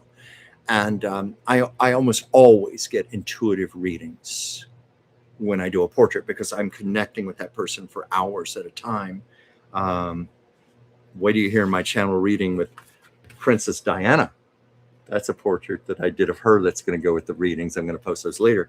But anyway, yes, shameless plug for myself. She asked me, what did you hear from my mother? And I was hearing, I'm paraphrasing this because it was years ago, but it was something to the effect of, don't you let them get the upper hand. Don't you let them have their way. Don't you let them have their way. And I said, well, that's what I heard. I don't know. What is that? And she said, that's my brother and sister. They're trying to screw me over my mother's estate right now. And Mom is saying, you stand your ground. Thank you. That was what that was. You stand your ground. Don't you let them get their way. But she said it was just beyond heartbreaking that they had to be quibbling and fighting over something like this. And then she said, our relationship will never be the same again. I don't even know if I'll have a relationship with them anymore. Another good friend of mine said the same thing about her two brothers. She said, I don't know if I can ever have a relationship with them again after this. And the things they said to me and the things they accused me of. And my friend is one of the most honorable people I know, but they were accusing her of some vicious things. Okay, let me go back here. What happened to my sister? My sister is alive and well and fabulous and living in Colorado, and still one of my best friend in the whole world. Let's see. And Chuck, I'm glad when somebody asked you what reading cards you use. It was me in your place. I would have said like Groucho Marx and said it from the Uno deck, huh? Christine, Andy Redu. Let's see. F1 Fanic. I'm looking forward to that one too. And I thank you for that suggestion because I think Marie Antoinette is going to be fascinating. And honestly, I would not have thought of doing that if you hadn't made the suggestion. So thank you. Yeah, it's coming soon. Yeah, several people need to go. Several people are saying goodbye. So I think this is my cue because I've been on for an hour and I think an hour and 15 minutes now. No, 2 hours and 15 minutes now. See how punchy I'm getting. So I'm going to wind it down for now. But yeah, please check out my videos on my channel. I'm going to be posting more. And of course, my Harry Truman, my Amelia Earhart. I had a message I got from Marilyn Monroe on her 100th birthday. Betty Davis came to me and gave her opinion of Marilyn Monroe, which was quite frank. I mean, she admired her, but she also had some not so nice things to say in the beginning. But I think Betty acknowledged a lot of that was her own personal resentment. But I just get out of the way and I just let them speak through me, whatever they want to say. And I'm deeply respectful. I always ask for permission. I give this as a public message, and I do everything I can to be faithful to what they say, even if it's something I would never have dreamt of in a million years. And sometimes I'm even reluctant to say some of the language they say, like what Betty Davis said about Marilyn Monroe. But the souls know that I will treat them with integrity, and I want my viewers to know that I'm in a place of integrity. So anyway, you can watch. Oh, wait, was this Tricky Tree? Thank you so much for your help. I feel so much better. I can't wait to see what Princess Diana has to say. She had some amazing things to say, and she was a woman of love on the earthly plane, and very much a spirit of love on the other side, and that's part of her mission. She's still working hard, and there's love in the message, but there's also some personal things she revealed that I feel she gave me permission to reveal. I will give that at a later time, and I'm looking forward to shooting it. But in any respect, I am, of course, on the Oracle of Whimsy channel. Dr. Whimsy Anderson and Joel Tilson's on there with us on Tuesdays and Thursdays. We call it Tuesdays, Taco Tuesdays, and Hot Topic Thursdays. 5 p.m. Pacific, 8 p.m. Eastern. Here, I've been bad lately about being late, coming on closer to 6 o'clock. Officially, it's supposed to be 5 o'clock. So I thank you for joining me on Mondays and being so faithful to me and always here. And I'm grateful for that. Check out my other videos. And oh, yes, I have to remember. Yes, if you would like to commission me for original artwork, portraits are my specialty. I work in watercolor and colored pencil and sometimes mixed media. Still working on my Ruth Bader Ginsburg here. I don't have her finished yet. But if you'd like to commission me for a portrait and kind of art, I'm very versatile. I can work in a lot of mediums. I'd love doing it for you. And if you'd like to make an appointment with me for a private one-on-one phone reading, my rates are quite affordable. I make myself accessible. It's my honor always to read for you personally, and it's my joy. You can find my information in the comments, but it's also here. Let me just, I don't know why I never think to do this. Let me just type it on here, my email address. Just 1 second.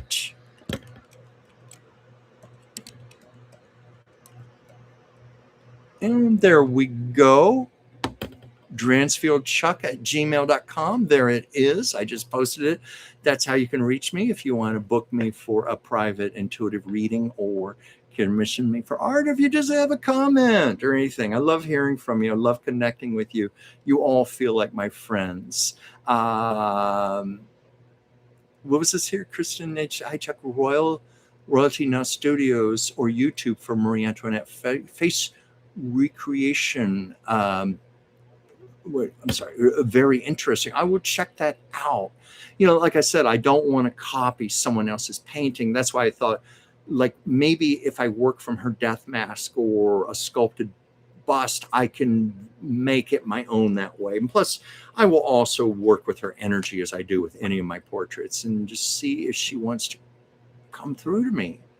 I want to do a beautiful portrait of her to accompany my reading, and I will have that coming up soon. And let's see here. I'm trying to get, this window is blocking the comments right now, and I can't get rid of it. Darn it.